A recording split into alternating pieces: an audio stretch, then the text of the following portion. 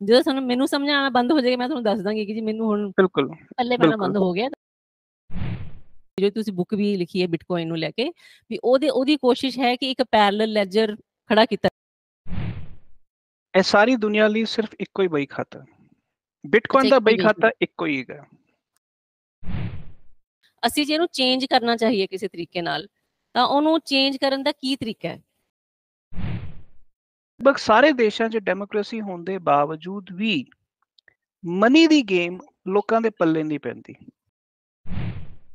ਲੱਗਦਾ ਹੈ ਕਿ ਆਪਾਂ ਫ੍ਰੀ ਆ ਹਨਾ, ਪਰ ਆਪਾਂ ਐਕਚੁਅਲੀ ਚ ਫ੍ਰੀ ਨਹੀਂ ਹੈਗੇ ਕਿਉਂਕਿ ਸਾਨੂੰ ਮਨੀ ਦੇ ਗਦੀ ਗੇੜ ਚ ਪਾ ਕੇ ਉਹਦਾ ਕੰਟਰੋਲ ਕਿਸੇ ਹੋਰ ਨੇ ਲੈ ਲਿਆ। ਕਿਉਂਕਿ ਸਰਕਾਰ ਵੀ ਕਿਸੇ ਦੇ ਹੱਥ 'ਚ ਕਠਪੁਤਲੀ ਹੁੰਦੀ ਹੈ ਕਿ ਅੱਜ ਕ੍ਰਿਪਟੋ ਕਰੰਸੀਆਂ ਬਦਨਾਮ ਕਿਉਂ ਹੋ ਗਈਆਂ। ਬੈਂਕ ਕੋ 1 ਕਰੋੜ ਰੁਪਏ ਨਹੀਂ ਹੈਗਾ ਪਰ ਫਿਰ ਵੀ ਤੁਹਾਨੂੰ 1 ਕਰੋੜ ਰੁਪਏ ਦਾ ਲੋਨ ਦੇ ਦਿੰਦਾ ਹੈ। ਇਸ ਕਰਕੇ ਮਨੀ ਦੀ ਜਾਂ ਲੈਜਰ ਦੀ ਜਿਹੜੀ ਵੀ ਗੇਮ ਖੇਲੀ ਜਾਂਦੀ ਹੈਗੀ ਹੈ ਉਹ ਸਮਾਜਿਕ ਖੇਡ ਹੈ। ਤੇ ਮੈਂ ਹੁਣ ਆਪਣੇ ਆਪ ਨੂੰ ਇਸ ਚੀਜ਼ ਨੂੰ ਲੈ ਕੇ ਕ੍ਰਿਪਟੋ ਕਰੰਸੀ ਨੂੰ ਲੈ ਕੇ ਬਿਟਕੋਇਨ ਨੂੰ ਲੈ ਕੇ ਅਨਪੜ੍ਹ ਨਹੀਂ ਕਹਿ ਸਕਦੀ ਕਿ ਪੰਜਾਬ 'ਚ ਸਿਵਾਏ ਮਿੱਠੀ ਜੇਲ ਪੋਡਕਾਸਟ ਤੋਂ ਇਸ ਵਿਸ਼ੇ ਦੇ ਉੱਪਰ ਕਿਸੇ ਨੇ ਕਦੀ ਕੋਈ ਡਿਸਕਸ਼ਨ ਨਹੀਂ ਕੀਤੀ। ਓ ਮਾਈ ਗॉड।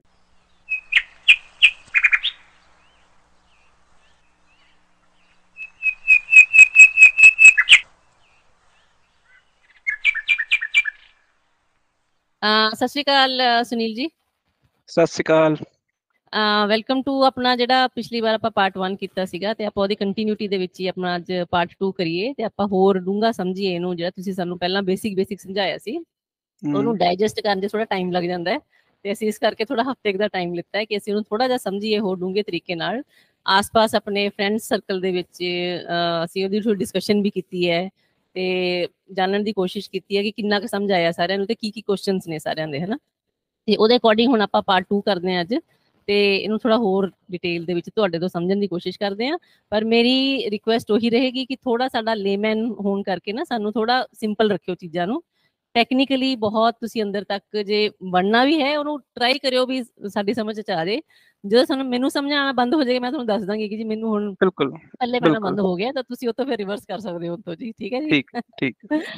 ਤੇ ਮੈਨੂੰ ਇਹ ਦੱਸੋ ਕਿ ਪਿਛਲੀ ਵਾਰ ਆਪਾਂ ਤੁਸੀਂ ਸਾਨੂੰ ਮਨੀ ਦੇ ਬਾਰੇ ਸਮਝਾਇਆ ਕਿ ਟ੍ਰਾਂਜੈਕਸ਼ਨਸ ਵਗੈਰਾ ਕਿਵੇਂ ਹੁੰਦੀਆਂ ਨੇ, ਮਨੀ ਦਾ ਕੀ ਰੋਲ ਹੈ ਤੇ ਜਿਹੜਾ ਅਸੀਂ ਸੋਚਦੇ ਸੀਗੇ ਪਹਿਲਾਂ ਕਿ ਮਨੀ ਦੀ ਬੈਕਿੰਗ ਜਿਹੜੀ ਹੁੰਦੀ ਹੈ ਪਿੱਛੇ ਉਹ ਕਿਸੇ ਦੇ ਬੇਸਿਸ ਤੇ ਹੁੰਦੀ ਹੈ, ਸੋਨੇ ਦੇ ਬੇਸਿਸ ਤੇ ਹੁੰਦੀ ਸੀਗੀ ਪਹਿਲਾਂ। ਤੇ ਪਰ ਤੁਸੀਂ ਕਿਹਾ ਕਿ ਨਹੀਂ ਅੱਜ ਕੱਲ ਦੀ ਡੇਟ ਦੇ ਵਿੱਚ ਇਹ ਸਰੇਆਮ ਝੂਠ ਗੱਲ ਹੈ, ਮਤਲਬ ਕੋਈ ਬੈਕਿੰਗ ਨਹੀਂ ਹੈਗੀ। ਗਵਰਨਮੈਂਟ ਜਿਹੜੀ ਹੈਗੀ ਹੈ ਉਹ ਡਿਜੀਟਲ ਕਰੰਸੀ ਜਾਂ ਦੂਜੀ ਕਰੰਸੀ ਵੀ ਜਦੋਂ ਜੀ ਚਾਹੇ ਪ੍ਰੋਡਿਊਸ ਕਰ ਸਕਦੀ ਹੈ, ਬਟ ਓਵਰ ਦਾ ਟਾਈਮ ਹੌਲੀ ਹੌਲੀ ਕਰਕੇ ਉਹ ਕਾਫੀ ਪੰਪ ਕਰਦੇ ਰਹਿੰਦੇ ਨੇ, ਜਿਵੇਂ ਰਿਸੈਸ਼ਨ ਆਉਂਦਾ ਹੈ ਉਹ ਹੋਰ ਪੰਪ ਕਰ ਦਿੰਦੇ ਨੇ, ਹਨਾ। ਤੇ ਇਹ ਜਿਹੜੀ ਸਾਰੀ ਮਨੀ ਦੀ ਗੇਮ ਬਣੀ ਹੋਈ ਹੈ ਤੇ ਇਹਦੇ ਵਿੱਚ ਮੈਨੂੰ ਦੱਸੋ ਕਿ ਤੁਸੀਂ ਲੈਜਰ ਵੀ ਸਮਝਾਇਆ ਸਾਨੂੰ ਲਾਸਟ ਟਾਈਮ ਤੇ। ਪਹਿਲੀ ਗੱਲ ਤਾਂ ਮੈਨੂੰ ਇਹ ਦੱਸੋ ਕਿ ਜਿਹੜਾ ਤੁਸੀਂ ਲੈਜਰ ਸਮਝਾਇਆ ਸੀਗਾ ਕਿ ਇੱਕ ਲੈਜਰ ਫਿਲਹਾਲ ਚੱਲ ਰਿਹਾ ਜੋ ਕਿ ਗਵਰਨਮੈਂਟ ਦੇ ਹੱਥ ਵਿੱਚ ਹੁੰਦਾ ਹੈ ਤੇ ਜਿਹੜੀ ਆਪਾਂ ਸੋਲੂਸ਼ਨ ਲੈ ਕੇ ਆ ਰਹੇ ਆਉਣ ਦੀ ਕੋਸ਼ਿਸ਼ ਹੋ ਰਹੀ, ਜੋ ਤੁਸੀਂ ਬੁੱਕ ਵੀ ਲਿਖੀ ਹੈ ਬਿਟਕੋਇਨ ਨੂੰ ਲੈ ਕੇ ਵੀ ਉਹਦੀ ਕੋਸ਼ਿਸ਼ ਹੈ ਕਿ ਇੱਕ ਪੈਰਲਲ ਲੈਜਰ ਖੜਾ ਕੀਤਾ ਜਾਵੇ ਨਾਲ ਜੋ ਕਿ ਟ੍ਰਾਂਸਪੇਰੈਂਟ ਹੁੰਦਾ ਹੈ, ਰਾਈਟ। ਇਹ ਜਿਹੜਾ ਲੈਜਰ ਹੁੰਦਾ ਸਰ ਬਿਟਕੋਇਨ ਦਾ, ਇਹ ਇਕੱਲਾ ਸਿੰਗਲ ਲੈਜਰ ਵਰਲਡ ਵਾਈਡ ਹੁੰਦਾ ਹੈ ਕਿ ਇਹ ਡਿਫਰੈਂਟ ਕੰਟਰੀ ਦੇ ਵਿੱਚ ਡਿਫਰੈਂਟ ਲੈਜਰਸ ਅੱਗੇ ਡਿਸਟ੍ਰੀਬਿਊਟਡ ਹੁੰਦੇ ਨੇ? ਇਹ ਸਾਰੀ ਦੁਨੀਆ ਲਈ ਸਿਰਫ ਇੱਕੋ ਹੀ ਬਈ ਖਾਤਾ, ਬਿਟਕੋਇਨ ਦਾ ਬਈ ਖਾਤਾ ਇੱਕੋ ਹੀ ਹੈਗਾ। ਇੱਕੋ ਹੀ ਬਈ ਖਾਤਾ ਹੈਗਾ ਤੇ ਉਹ ਟ੍ਰਾਂਸਪੇਰੈਂਟ ਹੈ ਤੁਸੀਂ ਇਹ ਕਹਿ ਰਹੇ ਹੋ, ਪਰ ਉਹਦਾ ਤੇ ਜਿਹੜਾ ਗਵਰਨਮੈਂਟ ਦਾ ਬਈ ਖਾਤੇ ਦਾ ਡਿਫਰੈਂਸ ਇਹ ਹੈ ਕਿ ਇਹ ਕਾਫੀ ਟ੍ਰਾਂਸਪੇਰੈਂਟ ਤੇ ਓਪਨ ਸਿਸਟਮ ਹੈਗਾ। ਹਾਂਜੀ ਚਲੋ ਠੀਕ ਹੈ ਜੀ, ਇੱਥੇ ਤੱਕ ਤਾਂ ਮੇਰੀ ਅੰਡਰਸਟੈਂਡਿੰਗ ਠੀਕ ਰਹੀ। ਫਿਰ ਤੇ ਉਹ ਦੱਸੋ ਕਿ ਹੁਣ ਜਿਹੜੀ ਆਪਾਂ ਗੱਲ ਕੀਤੀ ਸੀਗੀ ਲੈਜਰ ਦੇ ਟ੍ਰਾਂਸਪੇਰੈਂਟ ਨਾ ਹੋਣ ਕਰਕੇ ਉਹਦੇ 'ਚ ਬੇਈਮਾਨੀਆਂ ਆ ਗਈਆਂ, ਮਨੀ ਦੀ ਲੈਜਰ ਦੀ ਗੱਲ ਕਰ ਰਹੀ ਹਾਂ, ਉਹ 'ਚ ਬੇਈਮਾਨੀਆਂ ਆ ਗਈਆਂ, ਆਪਾਂ ਨੂੰ ਪਤਾ ਹੀ ਨਹੀਂ ਹੁੰਦਾ ਪਿੱਛੇ ਚੱਲ ਕੀ ਰਿਹਾ, ਆਪਾਂ ਤੇ ਅੰਧਾ ਟਰਸਟ ਕਰਦੇ ਹਾਂ ਅੱਖਾਂ ਬੰਦ ਕਰਕੇ, but we don't know the real game, ਹਨਾ। ਜੇ ਆਪਾਂ ਹੁਣ ਇਹ ਐਜ਼ ਅ ਹਿਊਮਨ ਜੋ ਕਿ ਇਸ ਹੋਲ ਪ੍ਰੋਸੈਸ 'ਚ ਪਾਰਟਿਸਿਪੇਟ ਕਰ ਰਹੇ ਹਾਂ, ਇਹ ਸਾਡੇ ਤੇ ਇੰਪਲੀਮੈਂਟ ਹੋ ਰਿਹਾ ਨਾ, ਜਨਤਾ ਤੇ ਇੰਪਲੀਮੈਂਟ ਹੋ ਰਿਹਾ ਸਾਰਾ ਕੁਝ। ਅਸੀਂ ਜੇ ਇਹਨੂੰ ਚੇਂਜ ਕਰਨਾ ਚਾਹੀਏ ਕਿਸੇ ਤਰੀਕੇ ਨਾਲ ਤਾਂ ਉਹਨੂੰ ਚੇਂਜ ਕਰਨ ਦਾ ਕੀ ਤਰੀਕਾ ਹੈ? ਅਸੀਂ ਕੀ ਕਰ ਸਕਦੇ ਹਾਂ ਇਹਦੇ ਤੇ? ਪ੍ਰਭਜੀਤ, ਇਹ ਬਹੁਤ ਖੂਬਸੂਰਤ ਸਵਾਲ ਹੈ ਔਰ ਮੈਨੂੰ ਥੋੜਾ ਜਿਹਾ ਇੱਕ ਐਸਾ ਸਵਾਲ ਹੈ ਜੋ ਜੇ ਅੱਜ ਤੋਂ ਅਸੀਂ ਲਗਭਗ 100 ਸਾਲ ਪਿੱਛੇ ਚਲੇ ਜਾਈਏ ਹਾਂਜੀ ਤੇ ਜੇ ਭਗਤ ਸਿੰਘ ਇਹੋ ਜਿਹਾ ਕੋਈ ਸਵਾਲ ਪੁੱਛੇ ਤਾਂ 100 ਸਾਲ ਬਾਅਦ ਉਹ ਸਵਾਲ ਕਿਹੜੇ ਰੂਪ ਚ ਆਏਗਾ ਤੇ ਉਹ ਉਹੀ ਭਾਸ਼ਾ ਲਏਗਾ ਜੋ ਭਾਸ਼ਾ ਤੁਸੀਂ ਇਸ ਲਈ ਇਸਤੇਮਾਲ ਕੀਤੀ ਹੈ। ਓਕੇ ਉਹਦਾ ਮੈਂ ਕਾਰਨ ਦੱਸਦਾ। ਅਸੀਂ ਸਾਰੇ ਡੈਮੋਕ੍ਰੇਸੀ ਦੇ ਅੰਦਰ ਰਹਿੰਦੇ ਹਾਂ। ਹਮ ਸਾਨੂੰ ਹਰ 5 ਸਾਲ ਬਾਅਦ ਜਾਂ 4 ਸਾਲ ਬਾਅਦ ਸਰਕਾਰ ਬਦਲਣ ਦਾ ਹੱਕ ਹੈ। ਸਾਡੇ ਕੋਲ ਇਹ ਹੱਕ ਹੈ ਕਿ ਅਸੀਂ ਆਪਣਾ ਜਿਹੜਾ ਵੋਟ ਹੈਗਾ ਗੁਪਤ ਰੱਖੀਏ। ਹਮ ਅਸੀਂ ਸਰਕਾਰਾਂ ਬਦਲ ਸਕਦੇ ਹਾਂ ਔਰ ਇਹ ਡੈਮੋਕ੍ਰੇਸੀ ਦੀ ਸਭ ਨਾਲੋਂ ਵੱਡੀ ਅਚੀਵਮੈਂਟ ਮੰਨੀ ਜਾਂਦੀ ਹੈ। ਤੇ ਦੁਨੀਆ ਦੇ ਲਗਭਗ ਸਾਰੇ ਦੇਸ਼ਾਂ 'ਚ ਡੈਮੋਕ੍ਰੇਸੀ ਹੋਣ ਦੇ ਬਾਵਜੂਦ ਵੀ ਮਨੀ ਦੀ ਗੇਮ ਲੋਕਾਂ ਦੇ ਪੱਲੇ ਨਹੀਂ ਪੈਂਦੀ। ਲੋਕੀ ਕਰਜ਼ੇ ਥੱਲੇ ਦੱਬੀ ਜਾ ਰਹੇ ਹੈ। ਲੋਕਾਂ ਕੋ ਕਰਜ਼ੇ ਪੇ ਕਰਨ ਲਈ ਪੈਸਾ ਨਹੀਂ ਹੁੰਦਾ ਜਾਂ ਕਮਾਈਆਂ ਘਟ ਗਈਆਂ ਔਰ ਹੌਲੀ ਹੌਲੀ ਲੋਕੀ ਕੰਪਰੋਮਾਈਜ਼ ਕਰਦੇ ਪਏ ਹੈ। ਜਿਹੜਾ ਨਹੀਂ ਕਰ ਪਾਉਂਦਾ ਉਹ ਸੁਸਾਈਡ ਕਰ ਲੈਂਦਾ ਹੈ ਜਾਂ ਹੋਰ ਕੁਝ ਉਟਪਟਾਂਗ ਚੀਜ਼ਾਂ ਕਰਦਾ। ਸਵਾਲ ਇਹ ਹੈਗਾ ਕਿ ਜਿਸ ਇਨਸਾਨ ਕੋਲ ਡੈਮੋਕ੍ਰੇਸੀ ਹੈਗੀ ਸੀ, ਸਰਕਾਰ ਨੂੰ ਬਦਲਣ ਦੀ ਤਾਕਤ ਹੈਗੀ ਸੀ ਔਰ 100 ਸਾਲਾਂ ਦੇ ਸਟਰਗਲ ਤੋਂ ਬਾਅਦ ਜਿਹੜੀ ਆਜ਼ਾਦੀ ਔਰ ਡੈਮੋਕ੍ਰੇਸੀ ਮਿਲੀ ਹੋਈ ਸੀ, ਐਸਾ ਕੀ ਹੋ ਗਿਆ ਕਿ ਉਹ ਸਾਰੀ ਅਚੀਵਮੈਂਟ ਅਚਾਨਕ ਮਿੱਟੀ ਲੱਗਣੀ ਸ਼ੁਰੂ ਹੋ ਗਈ। ਆਪਾਂ ਡੈਮੋਕ੍ਰੇਸੀ ਚ ਰਹਿੰਦੇ ਹੋਏ ਵੀ ਇਹ ਅਸੀਂ ਆਪਣੀ ਬਾਕੀ ਪੋਡਕਾਸਟਾਂ 'ਚ ਵੀ ਸ਼ੇਅਰ ਕਰਦੇ ਹੁੰਦੇ ਕਿ ਆਪਾਂ ਨੂੰ ਲੱਗਦਾ ਹੈ ਕਿ ਆਪਾਂ ਫ੍ਰੀ ਆ, ਹਨਾ, ਪਰ ਆਪਾਂ ਐਕਚੁਅਲੀ ਚ ਫ੍ਰੀ ਨਹੀਂ ਹੈਗੇ ਕਿਉਂਕਿ ਸਾਨੂੰ ਮਨੀ ਦੇ ਗਦੀ ਗੇੜ ਚ ਪਾ ਕੇ ਉਹਦਾ ਕੰਟਰੋਲ ਕਿਸੇ ਹੋਰ ਨੇ ਲੈ ਲਿਆ। ਤਾਂ ਰਾਈਟ, ਤੇ ਉਹੀ ਰੀਜ਼ਨ ਕਰਕੇ ਆਪਾਂ ਇੱਕ ਉਹਨਾਂ ਦੇ ਪਪੇਟਸ ਬਣ ਚੁੱਕੇ ਆ, ਕਠਪੁਤਲੀਆਂ ਬਣ ਚੁੱਕੇ ਆ, ਰਾਈਟ। ਹਾਂ, ਬਿਲਕੁਲ ਬਿਲਕੁਲ। ਤੇ ਕਠਪੁਤਲੀ ਜਦੋਂ ਤੁਸੀਂ ਬਣ ਜਾਂਦੇ ਹੋ ਤਾਂ ਤੁਹਾਡੇ ਲਈ ਫਿਰ ਇਹ ਇੰਪੋਰਟੈਂਟ ਰਹਿੰਦਾ ਹੀ ਨਹੀਂ ਹੈ ਕਿ ਤੁਸੀਂ 5 ਸਾਲ ਬਾਅਦ ਸਰਕਾਰ ਬਦਲੋਗੇ, ਕਿਉਂਕਿ ਸਰਕਾਰ ਵੀ ਕਿਸੇ ਦੇ ਹੱਥ 'ਚ ਕਠਪੁਤਲੀ ਹੁੰਦੀ ਹੈ।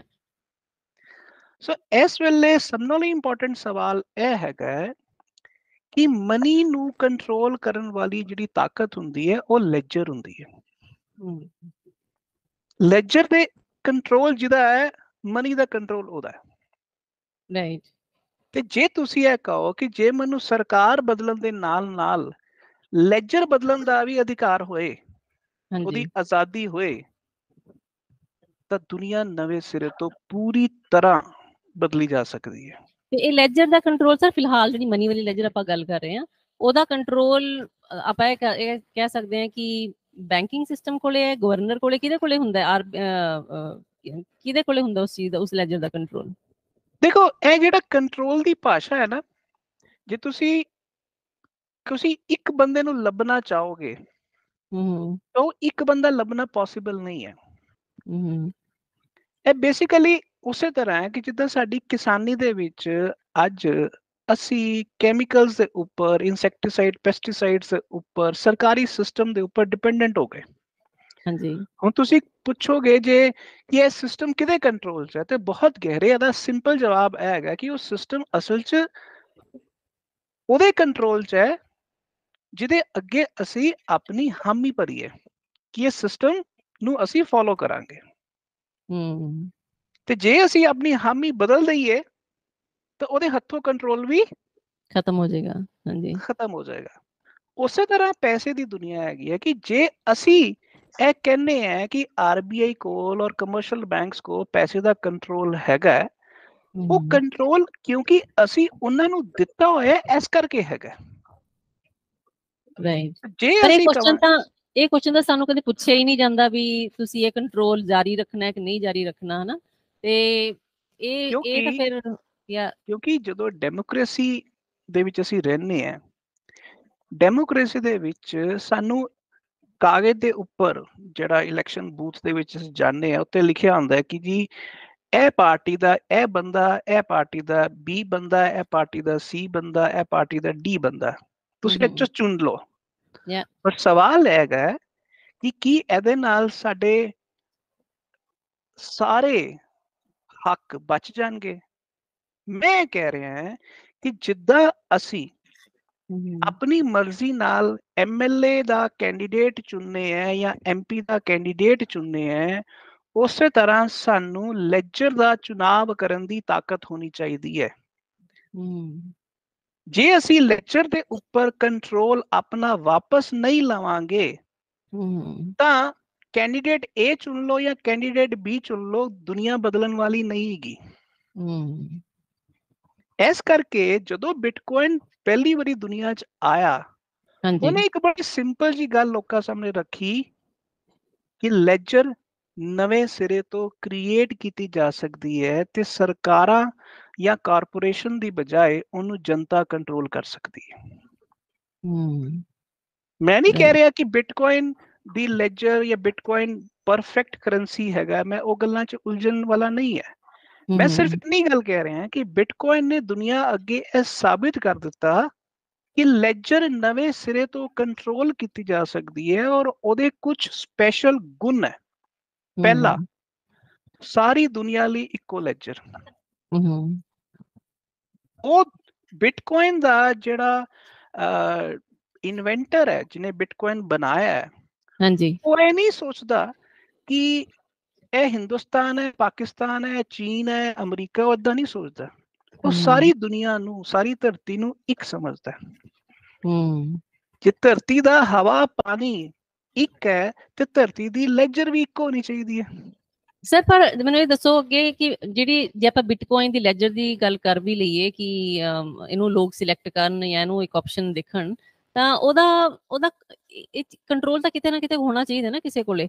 ਤੁਸੀਂ ਦੱਸਿਆ ਕਿ 10,000 ਜਾਂ ਜਿੰਨੇ ਵੀ ਨੇ ਮਾਈਨਰਸ ਵਗੈਰਾ ਹੁੰਦੇ ਨੇ, ਪਰ ਉਹਦੀ ਕੀ ਗਾਰੰਟੀ ਹੈਗੀ ਹੈ ਕਿ ਉਹ ਵੀ ਜਿਵੇਂ ਸਰਕਾਰਾਂ ਨੇ ਜਾਂ ਜਿਵੇਂ RBI ਹੈ, ਉਹਦੇ ਵਾਂਗੂ ਹੀ ਇਹ ਅੱਗੇ ਜਾ ਕੇ ਸਿਸਟਮ ਸੇਮ ਹੀ ਨਹੀਂ ਬਣ ਜਾਏਗਾ, right? How do we make sure of that thing?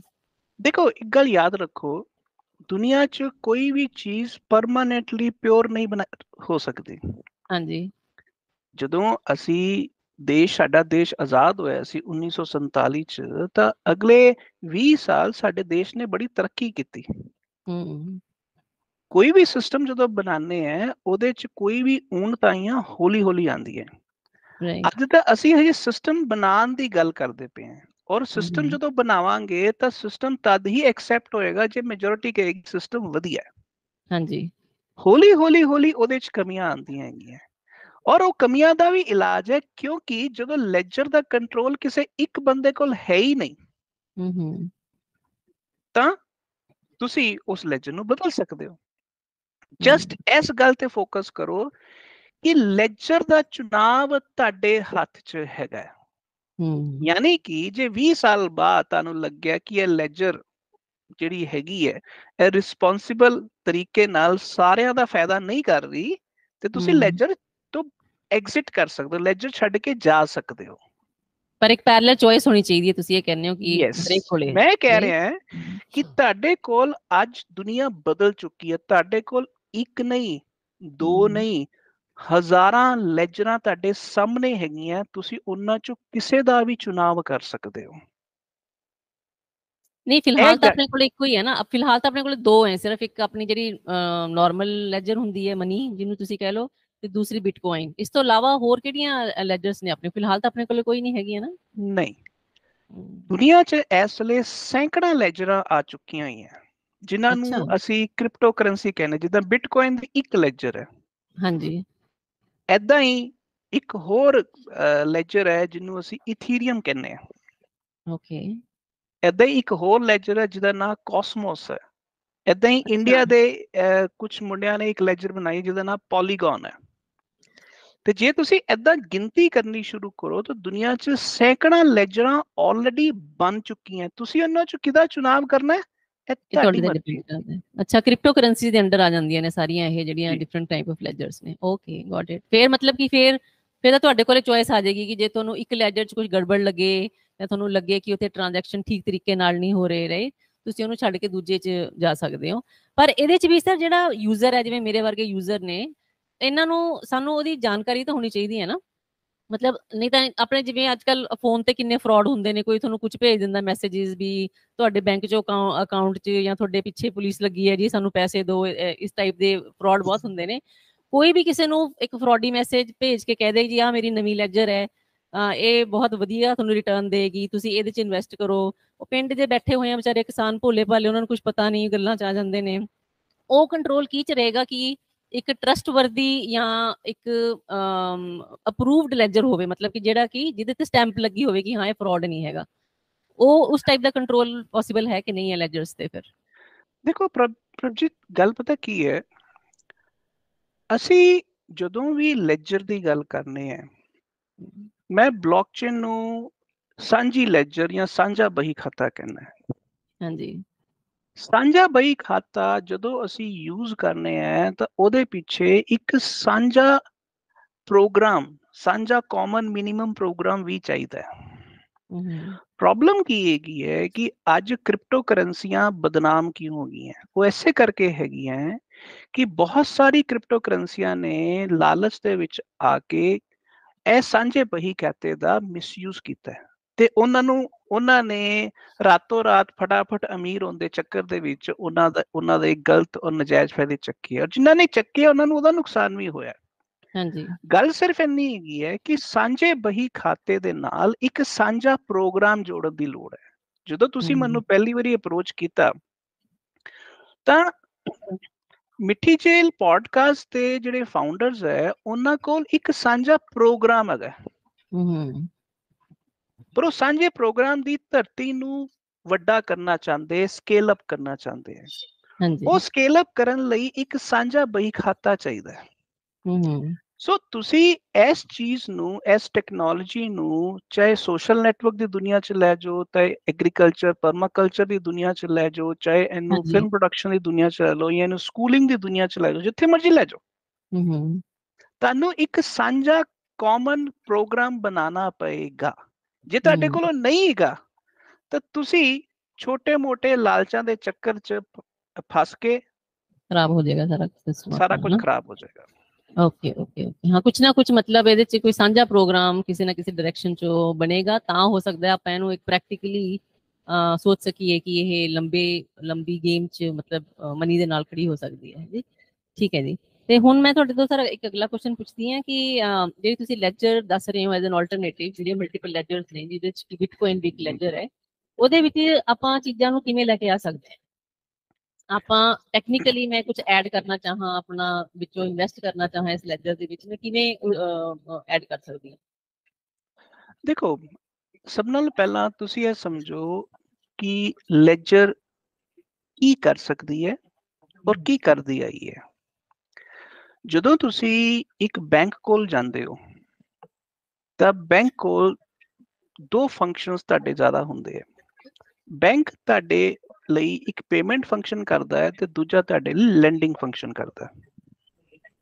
Payment function ਦਾ ਮਤਲਬ ਹੈ ਕਿ ਪੈਸਾ A ਤੋਂ B ਜਾਂਦਾ ਹੈ, B ਤੋਂ C ਜਾਂਦਾ ਹੈ, C ਤੋਂ D ਜਾਂਦਾ ਹੈ।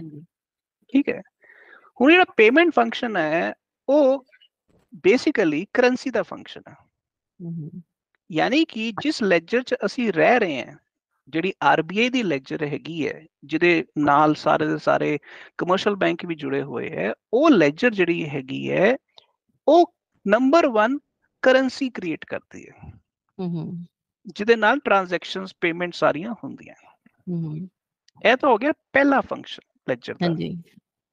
ਲੈਜਰ ਦਾ ਦੂਜਾ ਫੰਕਸ਼ਨ ਹੁੰਦਾ ਹੈ ਐਸਟ ਕ੍ਰੀਏਟ ਕਰਨਾ। ਤੁਸੀਂ ਅੱਜ ਬੈਂਕ ਕੋਲ ਗਏ, ਬੈਂਕ ਕੋਲ ਜਾ ਕੇ ਤੁਸੀਂ ਕਿਹਾ ਕਿ ਜੀ ਮੈਨੂੰ ਘਰ ਲਈ ਲੋਨ ਲੈਣਾ। ਮੰਨ ਲਓ ਤੁਹਾਡੇ ਮਕਾਨ ਦਾ ਮੁੱਲ ਹੈਗਾ 1.25 ਕਰੋੜ ਰੁਪਇਆ। ਬੈਂਕ ਕਹਿੰਦਾ ਜੀ ਮੈਂ ਤੁਹਾਨੂੰ ਇਹਦੇ ਬਦਲੇ 1 ਕਰੋੜ ਦਾ ਲੋਨ ਦੇ ਦਿੰਦਾ। ਠੀਕ ਹੈ ਜੀ। ਹਕੀਕਤ ਹੈ ਕਿ ਬੈਂਕ ਕੋਲ 1 ਕਰੋੜ ਰੁਪਇਆ ਨਹੀਂ ਹੈਗਾ। ਬੈਂਕ ਕੋਲ 1 ਕਰੋੜ ਰੁਪਇਆ ਨਹੀਂ ਹੈਗਾ, ਪਰ ਫਿਰ ਵੀ ਤੁਹਾਨੂੰ 1 ਕਰੋੜ ਰੁਪਏ ਦਾ ਲੋਨ ਦੇ ਦਿੰਦਾ। ਉਹ ਕੀ ਕਰਦਾ? ਉਹ ਤੁਹਾਡੇ ਕੋਲ ਜ਼ਮੀਨ ਦੇ ਕਾਗਜ਼ਾਤ ਲੈਂਦਾ। ਹਾਂਜੀ। ਉਹਦੀ ਇੱਕ ਹਾਈਪੋਥੀਕੇਸ਼ਨ ਡੀਡ, ਜਿਹਨੂੰ ਮੌਰਟਗੇਜ ਕਹਿੰਦੇ ਆ। ਮੌਰਟਗੇਜ ਦੇ ਪੇਪਰ 'ਚ ਤੁਸੀਂ ਘੁੱਗੀਆਂ ਮਾਰਦੇ ਨਾ, ਕਿੰਨੇ ਪੇਪਰਾਂ ਤੇ ਤੁਸੀਂ ਘੁੱਗੀਆਂ ਮਾਰਦੇ ਜਾਂਦੇ ਹੋ। ਉਹ ਮੌਰਟਗੇਸ਼ਨ ਡੀਡ ਹੁੰਦੀ ਹੈ। ਉਹ ਜਦੋਂ ਤੁਸੀਂ ਸਾਈਨ ਕਰਕੇ ਉਹਨੂੰ ਦਿੰਦੇ ਹੋ, ਉਹਦੇ ਅਗੇਂਸਟ ਇੱਕ ਤੁਹਾਡੇ ਨਾਂ ਦਾ ਇੱਕ ਅਕਾਊਂਟ ਬਣਾ ਦਿੰਦਾ ਬੈਂਕ 'ਚ। ਤੇ ਉਹਦੇ 'ਚ ਇੱਕ ਐਂਟਰੀ ਪਾ ਦਿੰਦਾ ਕਿ ਤੁਹਾਡੇ ਅਕਾਊਂਟ 'ਚ 1 ਕਰੋੜ ਰੁਪਇਆ ਪੈ ਗਿਆ।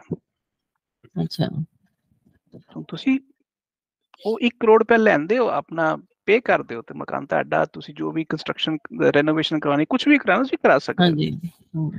ਪਰ ਤੁਹਾਡੇ ਬੈਂਕ ਦੇ ਵਿੱਚ ਐਂਟਰ ਕਰਨ ਤੋਂ ਪਹਿਲਾਂ ਬੈਂਕ ਕੋਲ ਉਹ 1 ਕਰੋੜ ਰੁਪਇਆ ਨਹੀਂ ਸੀ। ਨਵਾਂ ਜਨਰੇਟ ਹੁੰਦਾ ਹੈ ਉਹ 1 ਕਰੋੜ ਉਸ ਦੇ ਇਹ ਹਵਾ 'ਚੋਂ ਪੈਦਾ ਕਰ ਦਿੱਤਾ ਉਹਨਾਂ ਨੇ, ਇੱਕ ਐਸੈਟ ਦੇ ਅਗੇਂਸਟ ਜਿਹੜਾ ਤੁਸੀਂ ਉਹਨਾਂ ਨੂੰ ਦਿੱਤਾ। ਓਕੇ। ਹੁਣ ਬੈਂਕ ਇਹ ਕਰ ਸਕਦਾ ਹੈ ਕਿਉਂਕਿ ਉਸ ਨੇ ਇੱਕ ਐਸੈਟ ਲੈਜਰ ਦੇ ਵਿੱਚ ਜਮਾ ਕਰਾਤਾ। ਉਹ ਐਸੈਟ ਦੇ ਅਗੇਂਸਟ ਉਹਨੇ 1 ਕਰੋੜ ਰੁਪਇਆ ਪੈਦਾ ਕਰ ਲਿਆ। ਰਾਈਟ। ਹੁਣ ਤੁਸੀਂ ਕਹੋਗੇ ਬੈਂਕ ਤਾਂ ਗਲਤ ਕੰਮ ਕਰ ਰਿਹਾ। ਨਹੀਂ ਜੀ, ਬੈਂਕ ਗਲਤ ਕੰਮ ਨਹੀਂ ਕਰ ਰਿਹਾ, ਕਿਉਂਕਿ ਜਿੰਨੀ ਦੇਰ ਤੱਕ ਤੁਸੀਂ ਆਪਣੇ ਕਰੋੜ ਰੁਪਏ ਦਾ ਕਰਜ਼ਾ ਵਾਪਸ ਨਹੀਂ ਕਰੋਗੇ, ਐਸੈਟ ਉਹਨਾਂ ਦਾ ਹੋਏਗਾ, ਐਸੈਟ ਉਹਨਾਂ ਦਾ, ਤੁਹਾਨੂੰ ਵਿਆਜ ਉਹਨਾਂ ਨੂੰ ਦੇਣਾ ਪਏਗਾ। ਤੇ ਜਦੋਂ ਉਹਨਾਂ ਦੀ ਕਮਾਈ ਹੋਏਗੀ, ਵਿਆਜ ਉਹਨਾਂ ਦੀ ਕਮਾਈ ਹੋਏਗੀ, ਉਸ ਐਸੈਟ ਵਿਆਜ ਉਹਨਾਂ ਤੇ ਦੀ ਕਮਾਈ ਹੋਏਗੀ।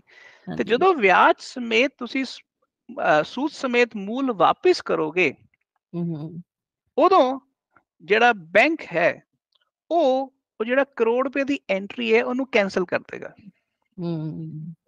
ਪਰ ਜਦੋਂ ਤੱਕ ਉਹ ਕੈਂਸਲ ਹੋਏਗੀ, ਤੁਹਾਡੇ ਵਰਗੇ ਹਜ਼ਾਰਾਂ ਲੱਖਾਂ ਕਰੋੜਾਂ ਲੋਕ ਬੈਂਕਾਂ 'ਚ ਜਾ ਕੇ ਮੌਰਟਗੇਜ ਲੈ ਲੈਣਗੇ। ਇਸ ਤਰ੍ਹਾਂ ਐਸੈਟ ਦੇ ਅਗੇਂਸਟ ਪੈਸਾ ਪੈਦਾ ਹੋ ਜਾਂਦਾ। ਓਕੇ। ਤੁਹਾਨੂੰ ਸੁਣ ਕੇ ਹੈਰਾਨੀ ਹੋਏਗੀ ਕਿ ਭਾਰਤ ਦੀ ਸਰਕਾਰ ਨੇ 32 ਲੱਖ ਕਰੋੜ ਰੁਪਇਆ ਛਾਪਿਆ।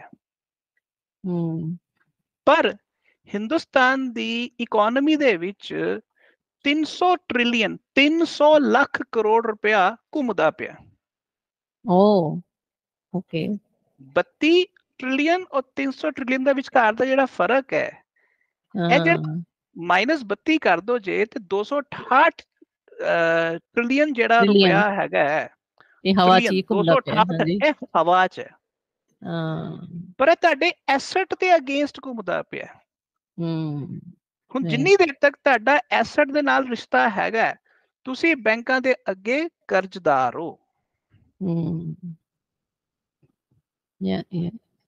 ਗੱਲ ਉੱਥੇ ਮੁੜ ਕੇ ਐਸੈਟਸ ਤੇ ਆ ਜਾਂਦੀ ਹੈ, ਕਿਉਂਕਿ ਤੁਸੀਂ ਐਸੈਟ ਦਿੱਤਾ ਹੋਇਆ ਗਵਰਨਮੈਂਟ ਨੂੰ, ਉਹਦੇ ਬੇਸਿਸ ਤੇ ਉਹਨਾਂ ਨੇ ਇਹ ਸਾਰਾ ਹਵਾ 'ਚ ਪੈਸਾ ਕ੍ਰੀਏਟ। ਪਰ ਉਹ ਸਰ ਐਸੈਟ ਦੀ ਵੈਲਿਊ ਵੀ ਉਹੀ ਬੈਂਕ ਲਾਂਦਾ ਹੈ ਨਾ, ਮਤਲਬ ਕਿ ਇਨ ਅ ਸੈਂਸ ਕਿ ਉਹੀ ਤੁਹਾਨੂੰ ਦੱਸੇਗਾ ਕਿ ਤੁਹਾਡਾ ਐਸੈਟ 1 ਕਰੋੜ ਦਾ ਹੈ ਜਾਂ 1 ਲੱਖ ਦਾ ਹੈ, ਰਾਈਟ? ਨਹੀਂ, ਉਹ ਬੈਂਕ ਵੀ ਦੱਸ ਸਕਦਾ ਹੈ, ਉਹ ਮਾਰਕੀਟ ਵੀ ਦੱਸ ਸਕਦੀ ਹੈ। ਉਹ ਤੁਹਾਡੇ ਦੋਵਾਂ ਦੇ ਵਿਚਕਾਰ ਜੋ ਵੀ ਅੰਡਰਸਟੈਂਡਿੰਗ ਹੁੰਦੀ ਹੈ, ਉਹ ਰੇਟ ਆਫ ਇੰਟਰਸਟ ਕੀ ਹੈ, ਕਿੰਨੇ ਸਾਲ ਦਾ ਲੋਨ ਲੈਣਾ, ਉਹ ਸਾਰਿਆਂ ਤੇ ਡਿਪੈਂਡ ਕਰਦਾ। ਉਹ ਅਲੱਗ ਗੱਲਾਂ ਹੈਗੀਆਂ। ਮੈਂ ਜਿਹੜੀ ਗੱਲ ਕਹਿ ਰਿਹਾ ਹਾਂ ਕਿ ਲੈਜਰ ਦੇ 2 ਫੰਕਸ਼ਨ ਹੁੰਦੇ ਆ, ਇੱਕ ਉੱਤੇ ਕਰੰਸੀ ਕ੍ਰੀਏਟ ਕਰਨਾ, ਇੱਕ ਐਸੈਟ, ਦੂਜਾ ਇੱਕ ਉੱਤੇ ਐਸੈਟ ਕ੍ਰੀਏਟ ਕਰਨਾ। ਹੁਣ ਇੱਕ ਲੈਜਰ ਹੈ, ਜਾਂ ਕੱਲ ਨੂੰ ਤੁਸੀਂ ਕਿਸੇ ਦੂਜੀ ਲੈਜਰ ਤੇ ਸ਼ਿਫਟ ਹੋਣਾ ਚਾਹੋ, ਤੇ ਉਹਦੇ ਉੱਪਰ ਵੀ ਤੁਸੀਂ ਇਹ 2 ਫੰਕਸ਼ਨਸ ਕ੍ਰੀਏਟ ਕਰ ਸਕਦੇ ਹੋ, ਇੱਕ ਪੇਮੈਂਟ ਫੰਕਸ਼ਨ ਤੇ ਇੱਕ ਲੈਂਡਿੰਗ ਫੰਕਸ਼ਨ। ਯਾਨੀ ਕਿ ਉਹਦੇ ਉੱਪਰ ਤੁਸੀਂ ਕਰੰਸੀ ਵੀ ਕ੍ਰੀਏਟ ਕਰ ਸਕਦੇ ਹੋ, ਤੇ ਉਹਦੇ ਉੱਪਰ ਤੁਸੀਂ ਐਸੈਟ ਵੀ ਕ੍ਰੀਏਟ ਕਰ ਸਕਦੇ ਹੋ। ਹੁਣ ਤੁਹਾਡੀ ਮਰਜ਼ੀ ਹੈ ਕਿ ਤੁਸੀਂ ਕਿਸ ਚੀਜ਼ ਨੂੰ ਕਰੰਸੀ ਬਣਾਉਣਾ ਚਾਹੁੰਦੇ ਹੋ। ਇਹ ਤੁਹਾਡੀ ਮਰਜ਼ੀ ਹੈ ਕਿ ਤੁਸੀਂ ਕਿਸ ਚੀਜ਼ ਨੂੰ ਐਸੈਟ ਬਣਾਉਣਾ ਚਾਹੁੰਦੇ ਹੋ। ਇੱਕ ਗੱਲ ਯਾਦ ਰੱਖੋ, ਕਰੰਸੀ ਔਰ ਐਸੈਟ ਦਿਖਦੇ ਇੰਡੀਵਿਜੂਅਲ ਐਸੈਟ ਹੈ, ਪਰ ਉਹ ਐਸੈਟ ਉਦੋਂ ਹੀ ਬਣਦੇ ਆ ਜੇ ਦੁਨੀਆ ਉਹਨੂੰ ਐਸੈਟ ਮੰਨਦੀ ਹੈ, ਕਿਉਂਕਿ ਇਹ ਸਮਾਜਿਕ ਐਸੈਟ ਹੈ। ਜੇ ਸਮਾਜ ਉਹਨੂੰ ਐਸੈਟ ਸਮਝਦਾ ਹੈ ਤਾਂ ਉਹਦੀ ਵੈਲਿਊ ਹੈ, ਨਹੀਂ ਤਾਂ ਉਹਦੀ ਵੈਲਿਊ ਨਹੀਂ ਹੈ। ਜੇ ਤੁਸੀਂ ਅੱਜ ਸੋਨਾ ਵਰਤਦੇ ਹੋ, ਤੇ ਸੋਨੇ ਦਾ ਭਾਅ ਜੇ 60,000 ਰੁਪਇਆ ਤੋਲਾ ਹੈ, ਤਾਂ ਸਾਰੇ ਮੰਨਦੇ ਆ 60,000 ਰੁਪਇਆ ਤੋਲਾ ਹੈ, ਇਸ ਕਰਕੇ ਉਹਦੀ ਵੈਲਿਊ ਹੈ। ਜੇ ਜ਼ਮੀਨ ਦਾ ਭਾਅ 25 ਲੱਖ ਰੁਪਏ ਕਿੱਲਾ ਹੈ, ਤੇ ਸਾਰੇ ਮੰਨਦੇ ਹੈ ਕਿ ਉਹਦਾ ਭਾਅ 25 ਲੱਖ ਰੁਪਏ ਕਿੱਲਾ ਹੈ। ਇਸ ਕਰਕੇ ਮਨੀ ਦੀ ਜਾਂ ਲੈਜਰ ਦੀ ਜਿਹੜੀ ਵੀ ਗੇਮ ਖੇਲੀ ਜਾਂਦੀ ਹੈਗੀ ਹੈ, ਉਹ ਸਮਾਜਿਕ ਖੇਡ ਹੈ। ਅਸੀਂ ਉਹ ਤੋਂ ਮੁਕਤ ਨਹੀਂ ਹੋ ਸਕਦੇ। ਔਰ ਮੈਂ ਸਮਝਦਾ ਹਾਂ ਕਿ ਜਿੱਦਾਂ ਧਰਤੀ ਨੂੰ ਕੈਮੀਕਲ ਤੋਂ ਫ੍ਰੀ ਕਰਨ ਲਈ ਉਹਨੂੰ ਤੁਸੀਂ ਇੱਕ ਨਵੇਂ ਸਿਸਟਮ 'ਚ ਲੈ ਕੇ ਆਏ ਪਰਮਾਕਲਚਰ ਦੇ ਉੱਪਰ, ਉਸੇ ਤਰ੍ਹਾਂ ਮਨੀ ਔਰ ਲੈਜਰ ਵੀ ਇੱਕ ਖਾਸ ਕਿਸਮ ਦੀਆਂ ਸਾਡੇ ਆਸ-ਪਾਸ ਅਣਦਿਖੀਆਂ ਜ਼ਮੀਨਾਂ ਹੈ, ਹੂੰ ਇਨਵਿਜ਼ੀਬਲ ਗਰਾਊਂਡਸ ਹੈ, ਇਨਵਿਜ਼ੀਬਲ ਲੈਂਡਸ ਹੈ।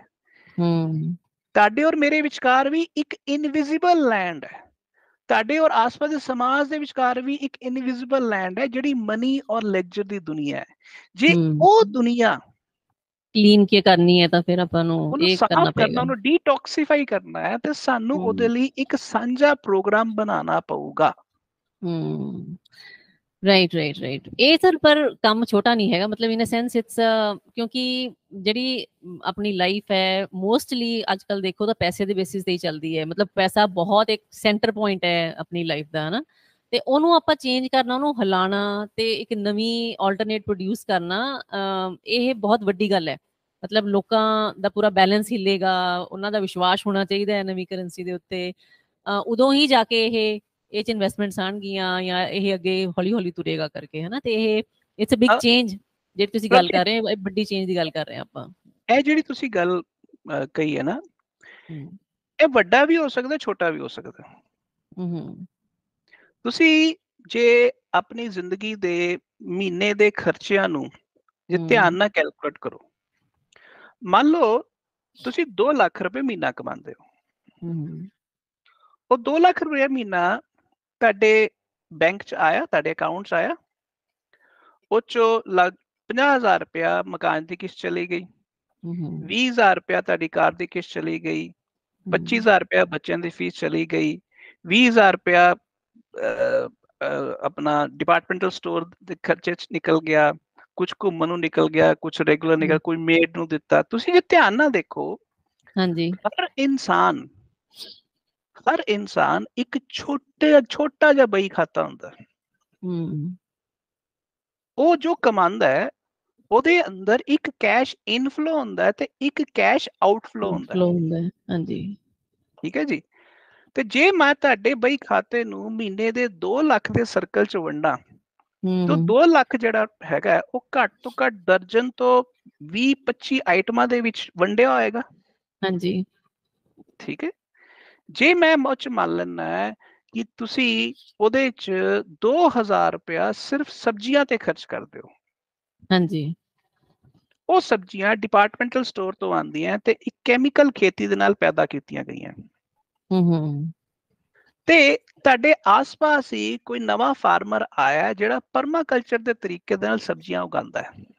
ਹਾਂਜੀ, ਤੇ ਉਹ ਆਪਣੀ ਖੇਤ ਨੂੰ ਟੋਕਨਾਈਜ਼ ਕਰ ਦਿੰਦਾ ਹੈ ਤੇ ਤੁਹਾਨੂੰ ਕਹਿੰਦਾ ਹੈ ਕਿ ਮੈਂ ਸਬਜ਼ੀ ਜਿਹੜੀ ਹੈਗੀ ਹੈ ਉਹ ਤੁਹਾਡੀ ਕਰੰਸੀ 'ਚ ਨਹੀਂ ਵੇਚਾਂਗਾ, ਮੈਂ ਆਪਣੀ ਕਰੰਸੀ 'ਚ ਵੇਚਾਂਗਾ।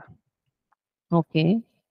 ਉਹ ਤੁਸੀਂ ਆਪਣਾ ਜਿਹੜਾ 2,000 ਡਿਪਾਰਟਮੈਂਟਲ ਸਟੋਰ ਨੂੰ ਕੈਮੀਕਲ ਸਬਜ਼ੀਆਂ ਦਾ ਦਿੰਦੇ ਸੀ, ਉਹ ਤੁਸੀਂ 2,000 ਉਸ ਕਿਸਾਨ ਦੇ ਖਾਤੇ 'ਚ ਟ੍ਰਾਂਸਫਰ ਕਰ ਸਕਦੇ ਹੋ, ਔਰ ਉਹਦੇ ਤੋਂ ਇੱਕ ਨਵੀਂ ਲੈਜਰ ਦਾ ਨਵਾਂ ਟੋਕਨ ਲੈ ਸਕਦੇ ਹੋ। ਯਾਨੀ ਕਿ ਤੁਸੀਂ ਧਿਆਨ ਨਾਲ ਦੇਖੋ ਤਾਂ ਤੁਸੀਂ ਟੋਟਲ ਆਪਣੀ 100% ਬਈ ਖਾਤੇ ਦਾ ਸਿਰਫ 1% ਉਸ ਕਿਸਾਨ ਨੂੰ ਦਿੱਤਾ, ਪਰ ਤੁਹਾਡੀ ਜ਼ਿੰਦਗੀ ਦੇ ਵਿੱਚ ਜਿਹੜੀ ਸਬਜ਼ੀਆਂ ਦੀ ਖਪਤ ਹੈਗੀ ਸੀ, ਕੰਜ਼ੰਪਸ਼ਨ ਜਿਹੜੀ ਸੀ, ਉਹਦੀ ਕੁਆਲਿਟੀ ਜਿਹੜੀ ਸੀ, ਉਹ ਕਈ ਗੁਣਾ ਵੱਧ ਗਈ। Right right. ਨਹੀਂ, ਤੁਸੀਂ ਏਦਾਂ ਹੀ ਕਹਿ ਰਹੇ ਹੋ ਕਿ ਆਪਾਂ ਨੂੰ ਪੂਰੇ ਸ਼ਿਫਟ ਹੋਣ ਦੀ ਲੋੜ ਨਹੀਂ, ਮਤਲਬ ਇਹ ਏਦਾਂ ਨਹੀਂ ਕਿ ਆਪਾਂ ਇੱਕ ਬਈ ਕਿ ਐਜ਼ ਅ ਯੂਜ਼ਰ ਮੈਂ ਇੱਕ ਬਈ ਖਾਤੇ 'ਚ ਹੀ ਰਵਾਂ, ਇਹ ਜ਼ਰੂਰੀ ਨਹੀਂ ਹੈਗਾ। I can be in a multiple ledgers at the same time. ਔਰ ਤੁਸੀਂ ਜੇ ਧਿਆਨ ਨਾਲ ਦੇਖੋ, ਇਹ ਜਿਹੜਾ ਫੋਨ ਹੈ, ਹਾਂਜੀ, ਇਹ ਫੋਨ ਨੂੰ ਜੇ ਧਿਆਨ ਨਾਲ ਦੇਖੋ ਤੇ ਇਹਦੇ ਪਿੱਛੇ ਇਹਦੇ ਵਿੱਚ ਬਹੁਤ ਸਾਰੀਆਂ ਐਪਲੀਕੇਸ਼ਨਸ ਹੁੰਦੀਆਂ। ਹਾਂਜੀ ਹਾਂਜੀ, ਇਹਨੂੰ ਐਪਸ ਕਹਿੰਦੇ ਆ। ਰਾਈਟ। ਇਹ ਐਪ ਦੇ ਪਿੱਛੇ ਇੱਕ ਬਈ ਖਾਤਾ ਹੁੰਦਾ। ਤੁਸੀਂ ਓਲਾ ਵੀ ਕਰਦੇ ਹੋ, ਹਾਂ, ਪੇਟੀਐਮ ਵੀ ਕਰਦੇ ਹੋ, ਐਮਾਜ਼ਨ ਵੀ ਕਰਦੇ ਹੋ, ਫਲਿੱਪਕਾਰਟ ਵੀ ਕਰਦੇ ਹੋ। ਇਹ ਅਸਲ 'ਚ ਐਪਾਂ ਨਹੀਂ ਹੈਗੀਆਂ, ਐਪਾਂ ਦੇ ਮਗਰ ਲੈਜਰ ਹੈ। ਹੁਣ ਉਹ ਲੈਜਰ ਸਰਕਾਰੀ ਲੈਜਰ ਨਾਲ ਗਵਰਨ ਹੋ ਰਹੀ ਹੈ ਜਾਂ ਸਾਂਝੇ ਬਈ ਖਾਤੇ ਨਾਲ ਗਵਰਨ ਹੋ ਰਹੀ ਹੈ, ਤੁਹਾਡਾ ਫੈਸਲਾ। ਸੋ ਤੁਸੀਂ ਜੇ 1%, 2%, 5%, 10% ਚੂਜ਼ ਕਰਨਾ, ਉਦਾਂ ਵੀ ਹੋ ਸਕਦਾ। ਤੁਸੀਂ 100% ਕਰਨਾ, ਅਫਕੋਰਸ ਜੇ 100% ਚੇਂਜ ਕਰਨਾ, ਉਹਦੇ ਲਈ ਬਹੁਤ ਵੱਡਾ ਉਪਰਾਲਾ ਕਰਨਾ ਪਏਗਾ। ਸੋ ਮੈਂ ਇਹੀ ਗੱਲ ਕਹਿ ਰਿਹਾ ਕਿ ਤੁਸੀਂ ਜੇ ਆਪਣੀ ਕੈਸ਼ ਫਲੋ ਸਟੇਟਮੈਂਟ ਦੇਖੋ, ਪੈਸਾ ਕਿੱਥੋਂ ਆਂਦਾ ਪਿਆ ਤੇ ਕਿੱਥੇ ਜਾ ਰਿਹਾ, ਉਹਦੇ ਜਿਹੜੇ expenditure item A B C D ਜੇ ਦੇਖੋਗੇ ਤਾਂ ਉਹ ਚ ਕਦੀ ਜੇ D ਸ਼ਿਫਟ ਕਰੋਗੇ, ਕਦੀ F ਸ਼ਿਫਟ ਕਰੋਗੇ, ਕਦੀ J ਸ਼ਿਫਟ ਕਰ ਦੋਗੇ। ਏਦਾਂ ਹੌਲੀ ਹੌਲੀ ਲੋਕੀ ਜਿਹੜੇ ਹੈ ਉਹ ਆਪਣਾ ਜਿਹੜਾ ਲੈਜਰ ਦਾ ਚੁਣਾਵ ਹੈ ਕਰਦੇ ਜਾਣਗੇ ਤੇ ਪੁਰਾਣੀ ਲੈਜਰ ਤੋਂ ਉਹ ਨਵੀਂ ਲੈਜਰ ਹੌਲੀ ਹੌਲੀ ਸ਼ਿਫਟ ਹੋ ਜਾਣਗੇ। Great, right. ਹਾਂ, ਇਹ ਮੇਰੇ ਦਿਮਾਗ 'ਚ ਸੀਗਾ ਕਿ ਸ਼ਾਇਦ ਪੂਰੇ ਦਾ ਪੂਰਾ ਹੀ ਸ਼ਿਫਟ ਕਰਨਾ ਪਏਗਾ, ਤੁਸੀਂ ਏਦਾਂ ਹੌਲੀ ਹੌਲੀ ਕਰਕੇ ਸ਼ਿਫਟ ਨਹੀਂ ਕਰ ਸਕਦੇ ਜੇ ਕਰਨਾ ਚਾਹੋ, ਪਰ ਇਹ ਜੇ ਪੋਸੀਬਿਲਿਟੀ ਹੈਗੀ ਹੈ ਤਾਂ ਵਾਈ ਨਾਟ। ਆਪਾਂ ਇੰਨੇ ਰਿਸਕ ਵੈਸੇ ਵੀ ਲੈਂਦੇ ਆ ਲਾਈਫ 'ਚ, ਹਨਾ। ਆਪਾਂ ਕਦੇ ਗਲਤ ਇਨਵੈਸਟਮੈਂਟਾਂ ਕਰ ਦਿੰਦੇ ਆ ਜਾਂ ਅਦਰਵਾਈਜ਼ ਕਰ ਦਿੰਦੇ ਆ, ਵਾਈ ਨਾਟ। ਤੁਸੀਂ ਬੰਦਾ ਇੱਕ ਵਾਰ ਟਰਾਈ ਕਰਨੀ ਜ਼ਰੂਰ ਚਾਹੀਦੀ ਹੈ। ਟਰਾਈ ਕਰਕੇ ਹੌਲੀ ਹੌਲੀ ਜੇ ਵਿਸ਼ਵਾਸ ਬਣੇਗਾ ਤਾਂ ਓਬਵੀਅਸਲੀ ਫਿਰ ਬੰਦਾ ਉੱਥੋਂ ਐਕਸਪੈਂਡ ਹੁੰਦਾ ਜਾਏਗਾ। ਇਹਨੂੰ ਮੈਂ ਥੋੜੀ ਹੋਰ ਉਦਾਹਰਨ ਨਾਲ ਸਮਝਾ ਦਿੰਦਾ। ਹੁਣ ਮੰਨ ਲਓ ਕਿ ਉਹ ਜਿਹੜੀ ਤੁਹਾਡੀ 2 ਲੱਖ ਦੀ ਮਹੀਨੇ ਦੀ ਆਮਦਨ ਹੈ, ਤੁਸੀਂ ਉਹਦੇ ਚੋਂ 10% ਜਿਹੜਾ ਹੈ ਉਹ ਸੇਵਿੰਗ ਕਰਦੇ ਹੋ। ਉਹ ਜਿਹੜੀ 10% ਸੇਵਿੰਗ ਹੈਗੀ ਹੈ ਉਹ ਚੋਂ 5% ਤੁਸੀਂ ਮਿਊਚੁਅਲ ਫੰਡਸ ਪਾ ਦਿੰਦੇ ਹੋ। ਤੁਸੀਂ ਉਹ ਚ 5% ਜਿਹੜਾ ਹੈਗਾ ਗੋਲਡ ਚ ਪਾ ਦਿੰਦੇ ਹੋ। ਹੁਣ ਉਹ ਜਿਹੜਾ 5% ਮਿਊਚੁਅਲ ਫੰਡ ਚ ਪਾਇਆ, ਤੁਸੀਂ ਉਹ ਚ ਜੇ ਫੈਸਲਾ ਕਰੋ ਕਿ ਮੈਂ 5 ਦੇ ਵਿੱਚੋਂ 3% ਮਿਊਚੁਅਲ ਫੰਡ ਚ ਪਾਣਾ ਤੇ 2% ਜਿਹੜਾ ਹੈਗਾ ਇਸ ਨਵੀਂ ਬਲੌਕਚੇਨ ਚ ਪਾ ਦੇਣਾ। ਹਾਂਜੀ। ਤੋ ਉਸ ਤਰੀਕੇ ਨਾਲ ਤੁਸੀਂ 1 2 3 4 5% ਕਰਦੇ ਕਰਦੇ ਕਰਦੇ ਕਰਦੇ ਹੌਲੀ ਹੌਲੀ ਹੌਲੀ ਹੌਲੀ ਆਪਣੇ ਆਪ ਨੂੰ ਬਦਲ ਸਕਦੇ ਹੋ। Okay okay okay okay. ਨਹੀਂ, ਇਹ ਗੱਲ ਤਾਂ ਵਧੀਆ ਗੱਲ ਹੈ ਸਰ। ਇਹ ਤਾਂ ਪੋਸੀਬਿਲਿਟੀ ਲੱਗਦੀ ਹੈ ਫਿਰ ਹੁਣ ਸੋਚ ਕੇ, ਜੇ ਇਸ ਤਰੀਕੇ ਨਾਲ ਸੋਚਿਆ ਔਰ ਜਾਵੇ। ਤੁਹਾਡੀ ਜਾਣਕਾਰੀ ਲਈ ਇੱਕ ਹੋਰ ਗੱਲ ਦੱਸਦਾ, ਦੁਨੀਆ 'ਚ ਇਸ ਵੇਲੇ ਲਗਭਗ 200 ਮਿਲੀਅਨ ਲੋਕ ਹੈ ਜਿਨ੍ਹਾਂ ਨੇ ਸਰਕਾਰੀ ਲੈਜਰਾਂ ਦੀ ਬਜਾਏ ਨਵੀਆਂ ਬਲੌਕਚੇਨ ਬੇਸਡ ਲੈਜਰਾਂ ਜਿਹੜੀ ਹੈ ਉਹਦਾ ਚੁਣਾਵ ਆਲਰੇਡੀ ਕਰ ਲਿਆ। ਚਾਹੇ ਕਿਸੇ ਨੇ 2% ਕੀਤਾ, ਚਾਹੇ ਕਿਸੇ ਨੇ 1% ਕੀਤਾ, ਚਾਹੇ ਕਿਸੇ ਨੇ 10%, ਕਿਸੇ ਨੇ 50%, ਪਰ ਇਹ ਗੇਮ ਸ਼ੁਰੂ ਹੋ ਚੁੱਕੀ ਹੈ। 200 ਮਿਲੀਅਨ ਯਾਨੀ ਕਿ 20 ਕਰੋੜ ਜਨਤਾ ਆਲਰੇਡੀ ਬਲੌਕਚੇਨ ਯੂਜ਼ ਕਰ ਰਹੀ ਹੈ ਤੇ ਹਰ ਰੋਜ਼ 1 ਕਰੋੜ ਟ੍ਰਾਂਜੈਕਸ਼ਨਸ ਬਲੌਕਚੇਨ ਦੇ ਉੱਪਰ ਅੱਜ ਹੋ ਰਹੀਆਂ ਨੇ। ਤੇ ਫਿਰ ਇਹ ਆਪਾਂ ਫਿਊਚਰ ਕਹਿ ਸਕਦੇ ਹਾਂ ਕਿ ਫਿਊਚਰ ਇਹ ਇਸ ਸਾਈਡ ਨੂੰ ਹੈਗਾ ਹੈ। ਮਤਲਬ ਜੇ ਆਪਾਂ ਇਹ 'ਚ ਨਹੀਂ ਪਾਰਟਿਸਿਪੇਟ ਕਰਾਂਗੇ ਤਾਂ ਆਪਾਂ ਹੋ ਸਕਦਾ ਪਿੱਛੇ ਰਹਿ ਜਾਈਏ, ਰਾਈਟ। ਤੇ ਇਸ ਕਰਕੇ ਜ਼ਰੂਰੀ ਹੈ ਥੋੜਾ ਥੋੜਾ ਇੰਟਰਸਟ ਆਪਣਿਆਂ ਤੇ ਆਪਣੀ ਆਉਣ ਵਾਲੀ ਜਨਰੇਸ਼ਨ ਦਾ, ਬੱਚਿਆਂ ਦਾ ਇਸ ਸਾਈਡ ਤੇ ਜੇ ਲੈ ਕੇ ਆਇਆ ਜਾਵੇ ਤਾਂ ਉਹਨਾਂ ਨੂੰ ਸਮਝ ਜਲਦੀ ਆ ਜਾਏਗੀ ਇਸ ਚੀਜ਼ ਦੀ। ਜੀ, ਬੇਸਿਕਲੀ ਦੈਟਸ ਗ੍ਰੇਟ। ਤੇ ਜੇ ਆਪਾਂ ਇਹਦੀ ਫਿਊਚਰ ਦੀ ਗੱਲ ਕਰੀਏ ਤਾਂ ਸਰ, ਜੇ ਆਪਾਂ ਕਹਿ ਰਹੇ ਹਾਂ ਕਿ ਫਿਊਚਰ 'ਚ ਇਹ ਬਿਟਕੋਇਨ ਜਾਂ ਇਕੱਲਾ ਬਿਟਕੋਇਨ ਨਹੀਂ, ਜਿਹੜੀਆਂ ਹੋਰ ਲੈਜਰਸ ਨੇ ਉਹ ਵੀ ਆਉਣ ਵਾਲੀਆਂ ਨੇ, ਫਿਰ ਉਹੀ ਗੱਲ ਮੁੜ ਕੇ ਆ ਜਾਂਦੀ ਹੈ ਕਿ ਸਰਕਾਰਾਂ ਨੇ ਜਿਹੜੀ ਕਿ ਇਸ ਟਾਈਮ ਤੇ ਮਨੀ ਨੂੰ ਚਲਾ ਰਹੀਆਂ ਨੇ, ਜਿਵੇਂ RBI ਵਗੈਰਾ ਹੋ ਗਿਆ, ਉਹਨਾਂ ਲਈ ਤਾਂ ਇਹ ਨੁਕਸਾਨ ਦੀ ਗੇਮ ਹੈ। ਆਈ ਡੋਂਟ ਨੋ ਨੁਕਸਾਨ ਦੀ ਗੇਮ ਹੈ ਕਿ ਨਹੀਂ ਹੈ, ਬਟ ਸਟਿਲ ਉਹ ਆਪਣੀ ਪਾਵਰ ਨੂੰ ਯੂਜ਼ ਕਰਕੇ ਇਹਨੂੰ ਬੰਦ ਕਰਾਉਣ ਦੀ ਕੋਸ਼ਿਸ਼ ਤਾਂ ਕਰਨਗੇ ਨਾ ਸਰ, ਕਿ ਆਲਰੇਡੀ ਹੋ ਰਹੀਆਂ ਨੇ ਇਹ ਪ੍ਰੈਕਟਿਸਿਸ। ਦੇਖੋ, ਇੱਕ ਗੱਲ ਸਮਝੋ, ਜਦੋਂ ਵੀ ਕੋਈ ਟੈਕਨੋਲੋਜੀ ਨਵੀਂ ਆਉਂਦੀ ਹੈ ਨਾ, ਹਾਂਜੀ, ਤਾਂ ਕੁਝ ਲੋਕਾਂ ਨੂੰ ਇਹ ਲੱਗਦਾ ਹੈ ਕਿ ਇਹ ਟੈਕਨੋਲੋਜੀ ਸਾਡੇ ਲਈ ਖਤਰਨਾਕ ਹੈਗੀ ਹੈ। ਮੈਨੂੰ ਯਾਦ ਹੈ ਅੱਜ ਤੋਂ 20 ਸਾਲ ਪਹਿਲਾਂ ਦੀ ਗੱਲ ਹੈ, ਮੈਂ ਆਪਣੇ ਕਾਲਜ 'ਚ ਨਵਾਂ ਨਵਾਂ ਕੰਪਿਊਟਰ ਆਇਆ ਤੇ ਮੈਂ ਉਹ ਕੰਪਿਊਟਰਸ ਜਦੋਂ ਹੈਡ ਆਫ ਡਿਪਾਰਟਮੈਂਟ ਨੂੰ ਕਿਹਾ ਕਿ ਤੁਸੀਂ ਸਾਨੂੰ 20 ਕੰਪਿਊਟਰ ਅਸੀਂ ਖਰੀਦੇ ਸੀ ਤੇ ਤੁਸੀਂ ਆਪਣੇ ਆਪਣੇ ਡਿਪਾਰਟਮੈਂਟ 'ਚ ਇੱਕ ਇੱਕ ਕੰਪਿਊਟਰ ਰੱਖ ਲਓ। ਤੁਹਾਨੂੰ ਸੁਣ ਕੇ ਹੈਰਾਨੀ ਹੋਏਗੀ ਕਿ ਉਹ ਡਿਪਾਰਟਮੈਂਟ ਜਿਹੜੇ ਹੈਡ ਸੀ ਉਹਨਾਂ ਨੇ ਕਿਹਾ ਕਿ ਅਸੀਂ ਕੰਪਿਊਟਰ ਨਹੀਂ ਆਪਣੇ ਕੋਲ ਰੱਖਣਾ, ਜੇ ਇਹ ਖਰਾਬ ਹੋ ਗਿਆ, ਹਾਂਜੀ, ਜੇ ਕੱਲ ਨੂੰ ਸਾਡੇ ਉੱਪਰ ਕੁਝ ਪੈ ਗਿਆ, ਹਾਂ, ਕੱਲ ਸਰ ਪ੍ਰਿੰਸੀਪਲ ਨੇ ਸਾਨੂੰ ਕਿਹਾ ਕਿ ਇਹ ਕੰਮ ਉੱਥੇ ਕਰਕੇ ਦਿਓ, ਉਹ ਕੰਮ ਉੱਥੇ ਕਰਕੇ ਦਿਓ, ਤਾਂ ਕੋਈ ਵੀ ਨਵੀਂ ਚੀਜ਼ ਜਦੋਂ ਆਉਂਦੀ ਹੈ ਤਾਂ ਇਹ ਬਹੁਤ ਨੈਚੁਰਲ ਹੈ ਕਿ ਉਹ ਤੁਹਾਨੂੰ ਥੋੜੀ ਦੇਰ ਲਈ ਡਰਾਉਂਦੀ ਹੈ, ਕਿਉਂਕਿ ਪਤਾ ਨਹੀਂ ਹੁੰਦਾ ਕੀ ਚੀਜ਼ ਹੈ। ਸੋ ਉਸ ਤਰ੍ਹਾਂ ਕ੍ਰਿਪਟੋ ਕਰੰਸੀ ਜਾਂ ਬਲੌਕਚੇਨ ਦੀ ਦੁਨੀਆ ਦੇ ਵਿੱਚ ਜਿਹੜੇ ਵੀ ਕਰੰਸੀਆਂ ਔਰ ਐਸੈਟ ਕ੍ਰੀਏਟ ਹੋ ਰਹੇ ਹੈ, ਉਹਨਾਂ ਨੂੰ ਲੈ ਕੇ ਸੈਂਟਰਲ ਬੈਂਕਾਂ ਦਾ ਜਿਹੜਾ ਡਰ ਹੈਗਾ ਉਹ ਵਾਜਿਬ ਡਰ ਹੈ, ਕੋਈ ਸ਼ੱਕ ਨਹੀਂ ਹੈ। ਪਰ ਸਵਾਲ ਇਹ ਹੈਗਾ ਕਿ ਇਹ ਚੀਜ਼ ਹੋ ਗਈ ਹੈ। ਇੱਕ ਗੱਲ ਸਮਝੋ, ਅੱਜ ਤੁਸੀਂ ਸਾਨੂੰ ਕੋਈ ਇਹ ਕਹੇ ਕਿ ਤੁਸੀਂ ਇੰਟਰਨੈਟ ਵਾਪਸ ਕਰ ਦਿਓ, ਕਰ ਸਕਦੇ ਹੋ? ਨਹੀਂ ਕਰ ਸਕਦੇ, ਨਹੀਂ ਉਹ ਕਰ ਤਾਂ ਹੁਣ ਸਕਦੇ, ਹੋ ਗਿਆ, ਠੀਕ ਹੈ ਨਾ, ਹੱਡਾਂ 'ਚ ਬਸ ਗਿਆ ਜੀ, ਉਹ ਤਾਂ ਹੁਣ ਹੱਡਾਂ 'ਚ ਵਸ ਗਿਆ, ਬਿਲਕੁਲ ਬਿਲਕੁਲ। ਹਾਂਜੀ ਉਸੇ ਤਰ੍ਹਾਂ ਜਿਹੜੀ ਬਲੌਕਚੇਨ ਟੈਕਨੋਲੋਜੀ ਹੈ, ਅੱਜ ਇਹਨੂੰ ਯੂਜ਼ ਕਰਨ ਵਾਲੇ ਲੋਕਾਂ ਦੀ ਗਿਣਤੀ ਲੱਖਾਂ ਨਹੀਂ ਕਰੋੜਾਂ 'ਚ ਹੋ ਚੁੱਕੀ ਹੈ। ਓਕੇ। ਔਰ ਇੱਕ ਹੋਰ ਚੀਜ਼ ਸਮਝੋ ਕਿ ਇਹ ਜਿਹੜਾ ਸਮਾਰਟਫੋਨ ਹੈ ਨਾ, ਇਹ ਅੱਜ ਹਰ ਇੱਕ ਕੋਲ ਹੈ। ਤੇ ਇਹਦੇ ਉੱਪਰ ਜਿਹੜੀ ਐਪਲੀਕੇਸ਼ਨ ਹੁੰਦੀ, ਜਿਹਨੂੰ ਐਪ ਅਸੀਂ ਕਹਿੰਦੇ ਆ, ਉਹ ਜਿਹੜੀ ਐਪ ਹੈਗੀ ਹੈ, ਜੇ ਉਹ ਬਲੌਕਚੇਨ ਤੇ ਚਲੀ ਗਈ ਤਾਂ ਕਿਸੇ ਵੀ ਸਰਕਾਰ ਲਈ ਉਹਨੂੰ ਰੋਕਣਾ ਪ੍ਰੈਕਟੀਕਲੀ ਪੋਸੀਬਲ ਹੀ ਨਹੀਂ ਹੈਗਾ। ਸਰ ਇਹ ਤੇ ਲਾਅ ਨਹੀਂ ਪਾਸ ਹੁੰਦੇ ਕੋਈ, ਜਿਵੇਂ ਸਰਕਾਰ ਕਹਦੇ ਕਿ ਇਲੀਗਲ ਹੈ, ਤੁਸੀਂ ਇਹਨੂੰ ਆਪਰੇਟ ਹੀ ਨਹੀਂ ਕਰ ਸਕਦੇ, ਇਸ ਤਰੀਕੇ ਦੇ ਵੀ ਕਈ ਵਾਰ ਕਈ ਕੰਟਰੀਜ਼ ਦੇ ਵਿੱਚ ਕੋਸ਼ਿਸ਼ਾਂ ਕੀਤੀਆਂ ਜਾਂਦੀਆਂ ਨੇ ਸਰਕਾਰ ਵੱਲੋਂ ਰੋਕਣ ਦੀਆਂ, ਤੇ ਐਦਾਂ ਦਾ ਕੁਝ ਦੇਖੋ ਫਿਊਚਰ ਪ੍ਰਭਜੀਤ, ਲੱਗਦਾ ਗੱਲ ਪਤਾ ਕੀ ਹੈ, ਅਸੀਂ ਨਾ ਥੋੜੀ ਦੇਰ ਲਈ ਪਿਛਲੇ 20 ਸਾਲਾਂ 'ਚ ਸਾਡੀ ਜ਼ਿੰਦਗੀ 'ਚ ਕੀ ਹੋਇਆ ਉਹਨੂੰ ਜਰਾ ਧਿਆਨ ਨਾਲ ਦੇਖੀਏ। 2007 ਦੇ ਵਿੱਚ ਪਹਿਲੀ ਵਾਰੀ ਆਈਫੋਨ ਆਇਆ, ਉਹ ਇੰਨਾ ਕੁ ਹੈਗਾ ਸੀ। 2007 ਦਾ ਮਤਲਬ ਹੈ ਸਿਰਫ 16 ਸਾਲ ਪਹਿਲਾਂ। ਹਾਂਜੀ। 2009 'ਚ ਐਂਡਰੋਇਡ ਫੋਨ ਆਇਆ, ਯਾਨੀ ਕਿ ਸਿਰਫ 14 ਸਾਲ ਪਹਿਲਾਂ। 14 ਸਾਲ ਦੇ ਵਿੱਚ ਅੱਜ ਲਗਭਗ 5 ਅਰਬ 500 ਕਰੋੜ ਲੋਕਾਂ ਕੋ ਸਮਾਰਟਫੋਨ ਹੈਗਾ। 500 ਕਰੋੜ, ਜੋ ਦੁਨੀਆ ਦੀ ਪੋਪੂਲੇਸ਼ਨ ਦਾ ਲਗਭਗ 60% ਹੈ। 50 ਜਾਂ 60% ਜਨਤਾ ਕੋ ਸਮਾਰਟਫੋਨ ਹੈਗਾ। ਔਰ ਇਹਨਾਂ ਨੇ ਜਿਹੜਾ ਐਪਾਂ ਡਾਊਨਲੋਡ ਮਾਰਿਆ, ਜਿਹੜੀ ਡਾਊਨਲੋਡ ਕੀਤੀ ਹੈ, WhatsApp ਜਿਹੜਾ 100 ਕਰੋੜ ਤੋਂ ਵੀ ਜ਼ਿਆਦਾ ਲੋਕ ਯੂਜ਼ ਕਰਦੇ ਪਏ। ਨੈਟਫਲਿਕਸ ਜਿਹੜਾ ਹੈ ਉਹ 220 ਕਰੋੜ ਤੋਂ ਜ਼ਿਆਦਾ ਲੋਕ ਯੂਜ਼ ਕਰ ਰਹੇ ਹੈ। ਫੇਸਬੁੱਕ 300 ਕਰੋੜ ਲੋਕ ਯੂਜ਼ ਕਰਦੇ ਪਏ ਹੈ। ਇੰਸਟਾਗ੍ਰਾਮ 150 ਕਰੋੜ ਲੋਕ ਯੂਜ਼ ਕਰਦੇ ਪਏ। ਕੀ ਸਰਕਾਰ ਇਹਨਾਂ ਨੂੰ ਰੋਕ ਸਕੀ? ਕੀ ਕਿਸੇ ਨੇ ਇਹ ਚੀਜ਼ਾਂ ਨੂੰ, ਐਪਾਂ ਨੂੰ ਯੂਜ਼ ਕਰਨ ਤੋਂ ਪਹਿਲਾਂ ਸਰਕਾਰ ਦੀ ਪਰਮਿਸ਼ਨ ਮੰਗੀ? ਜ਼ਿਆਦਾ ਸਰਕਾਰ ਯੂਜ਼ ਕਰਦੀ ਹੈ ਹੁਣ ਤਾਂ, ਮਤਲਬ ਹੁਣ ਤਾਂ ਸਰਕਾਰ ਯੂਜ਼ ਕਰਦੀ ਹੈ। ਚੱਕਰ ਕੀ ਹੈ, ਦੁਨੀਆ ਦਾ ਨਿਜ਼ਾਮ ਇਹਨਾਂ ਐਪਾਂ ਨੇ ਬਦਲ ਦਿੱਤਾ। ਇਹਨਾਂ ਨੂੰ ਕਹਿੰਦੇ OTT ਐਪਸ, ਓਵਰ ਦਾ ਟਾਪ, ਯਾਨੀ ਕਿ ਇਹਨਾਂ ਨੂੰ ਇਸਤੇਮਾਲ ਕਰਨ ਲਈ ਸਰਕਾਰ ਦੀ ਪਰਮਿਸ਼ਨ ਦੀ ਜ਼ਰੂਰਤ ਹੀ ਨਹੀਂ ਹੈਗੀ। ਹੁਣ ਸਵਾਲ ਹੈ ਕਿ ਅੱਜ ਇਹਨਾਂ ਦੇ ਪਿੱਛੇ ਇੱਕ ਬਈ ਖਾਤਾ ਹੈ। ਜਦੋਂ ਇਹਨਾਂ ਦੇ ਪਿੱਛੇ ਇੱਕ ਦੀ ਬਜਾਏ ਬਲੌਕਚੇਨ ਵਰਗੇ ਮਲਟੀਪਲ ਬਈ ਖਾਤੇ, ਮਲਟੀਪਲ ਲੈਜਰਾਂ ਹੋ ਜਾਣਗੀਆਂ, ਤੁਸੀਂ ਸੋਚੋ ਕਿ ਦੁਨੀਆ 'ਚ ਇਸ ਵੇਲੇ ਜਿਹੜੀਆਂ ਐਪਸ ਹੈਗੀਆਂ ਉਹਨਾਂ ਦੀ ਗਿਣਤੀ ਲਗਭਗ 1.5 ਕਰੋੜ ਹੈ।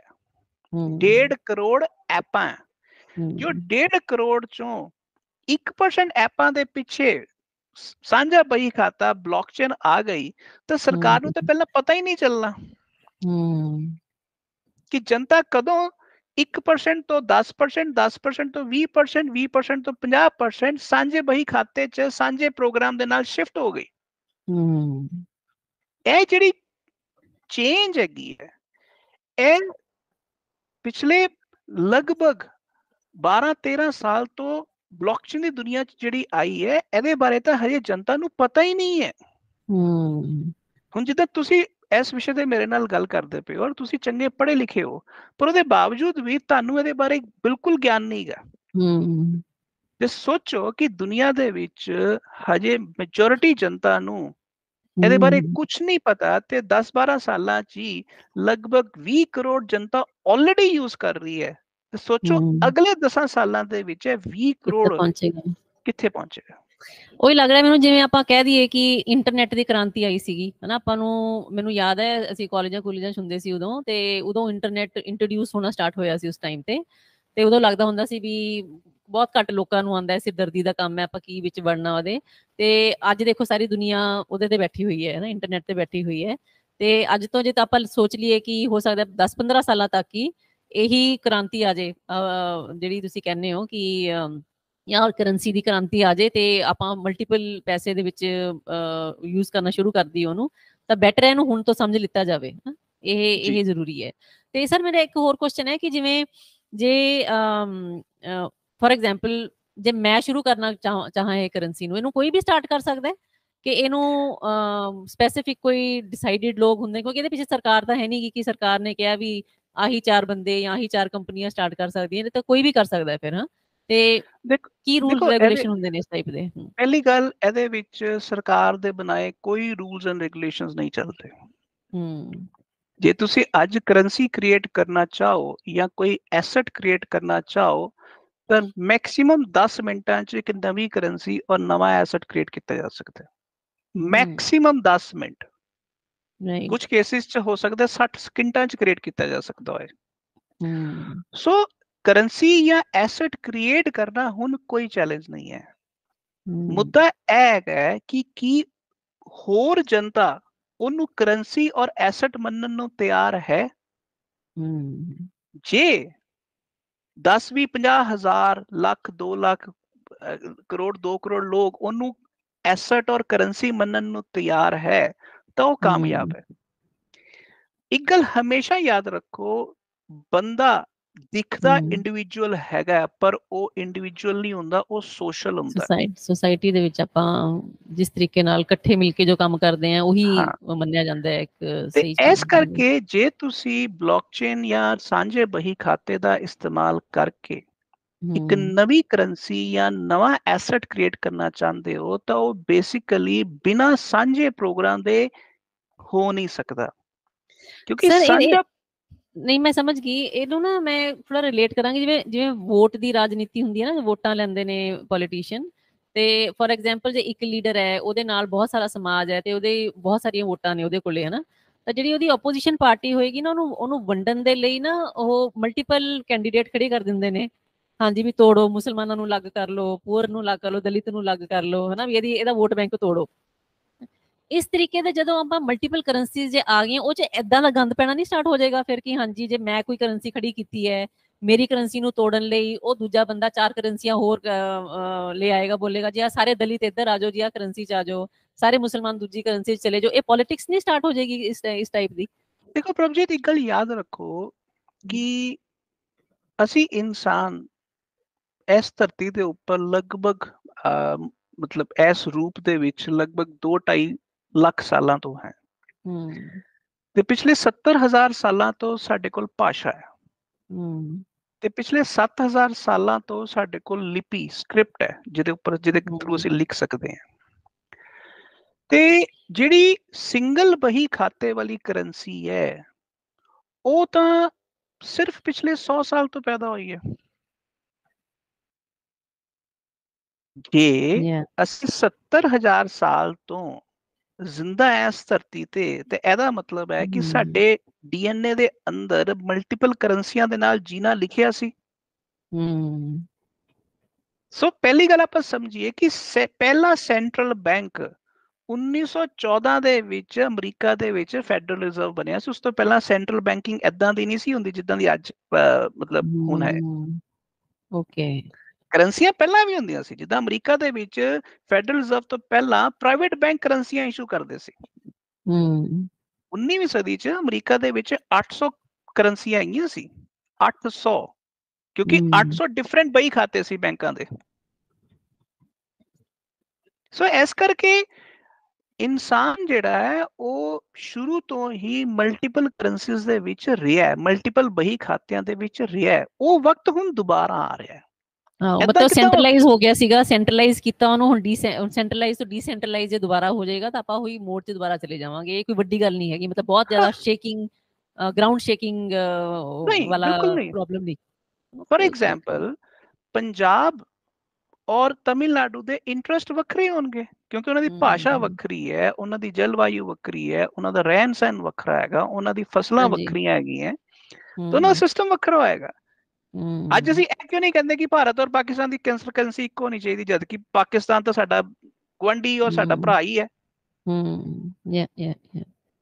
ਸੋ ਬੇਸਿਕਲੀ ਜਦੋਂ ਅਸੀਂ ਇਹ ਕਹਿੰਦੇ ਹਾਂ ਕਿ ਸਾਡਾ ਸਾਂਝਾ ਪ੍ਰੋਗਰਾਮ ਕੀ ਹੈ, ਸਾਂਝਾ ਪ੍ਰੋਗਰਾਮ ਦਾ ਮਤਲਬ ਇਹ ਨਹੀਂ ਹੁੰਦਾ ਕਿ ਉਹ 800 ਕਰੋੜ ਲੋਕ ਜਨਤਾ ਦਾ ਪ੍ਰੋਗਰਾਮ ਇੱਕੋ ਹੀ ਹੋਏਗਾ।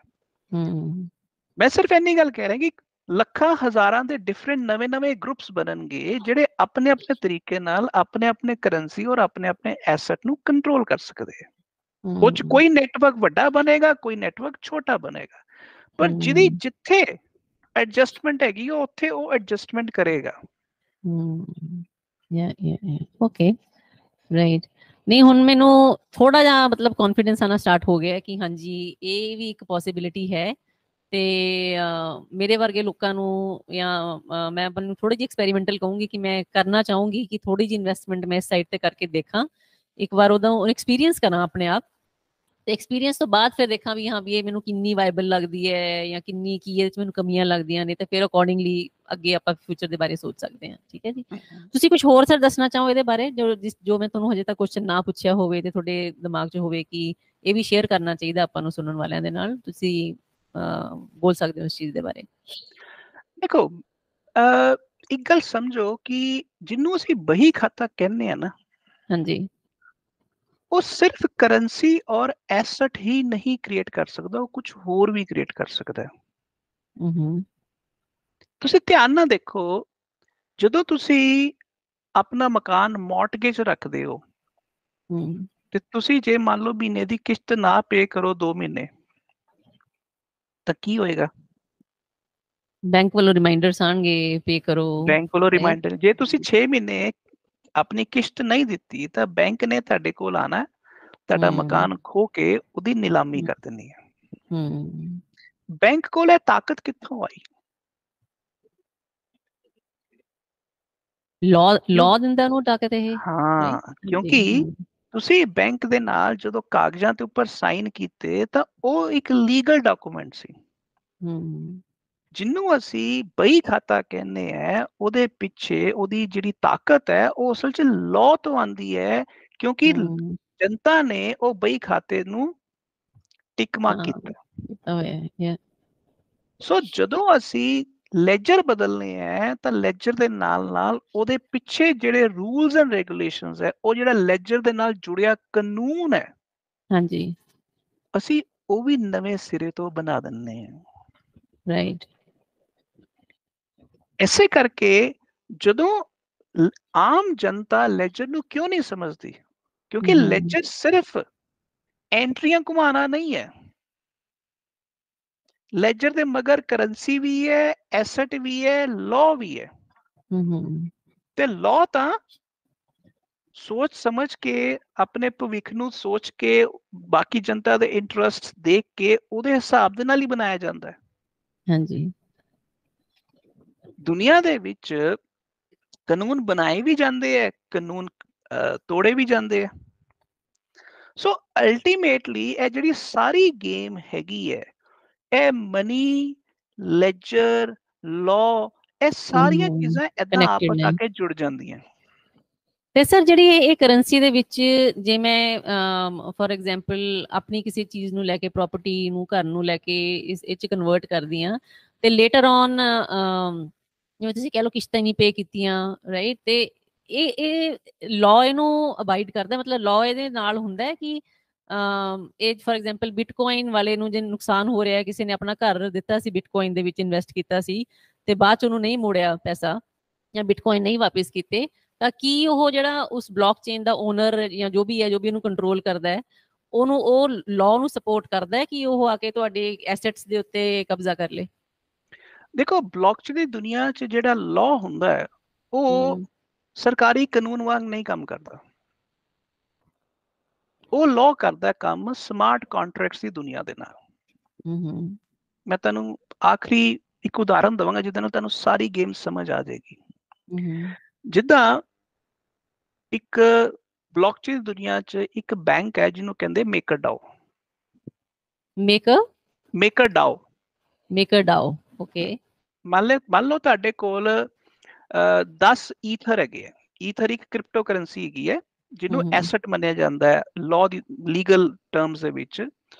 ਤੇ ਤੁਹਾਨੂੰ ਲੱਗਦਾ ਕਿ ਮੇਰਾ ਈਥਰ ਜਿਹੜਾ ਹੈਗਾ ਉਹ ਕੱਲ ਨੂੰ ਵਧੇਗਾ ਤੇ ਮੈਨੂੰ ਵੇਚਣਾ ਨਹੀਂ ਹੈ, ਤੇ ਤੁਹਾਡੇ ਕੋਲ ਪੈਸੇ ਦੀ ਲੋੜ ਆ ਗਈ ਤੇ ਤੁਸੀਂ ਹੁਣ ਫਸ ਗਏ ਕਿ ਹੁਣ ਮੈਂ ਕੀ ਕਰਾਂ।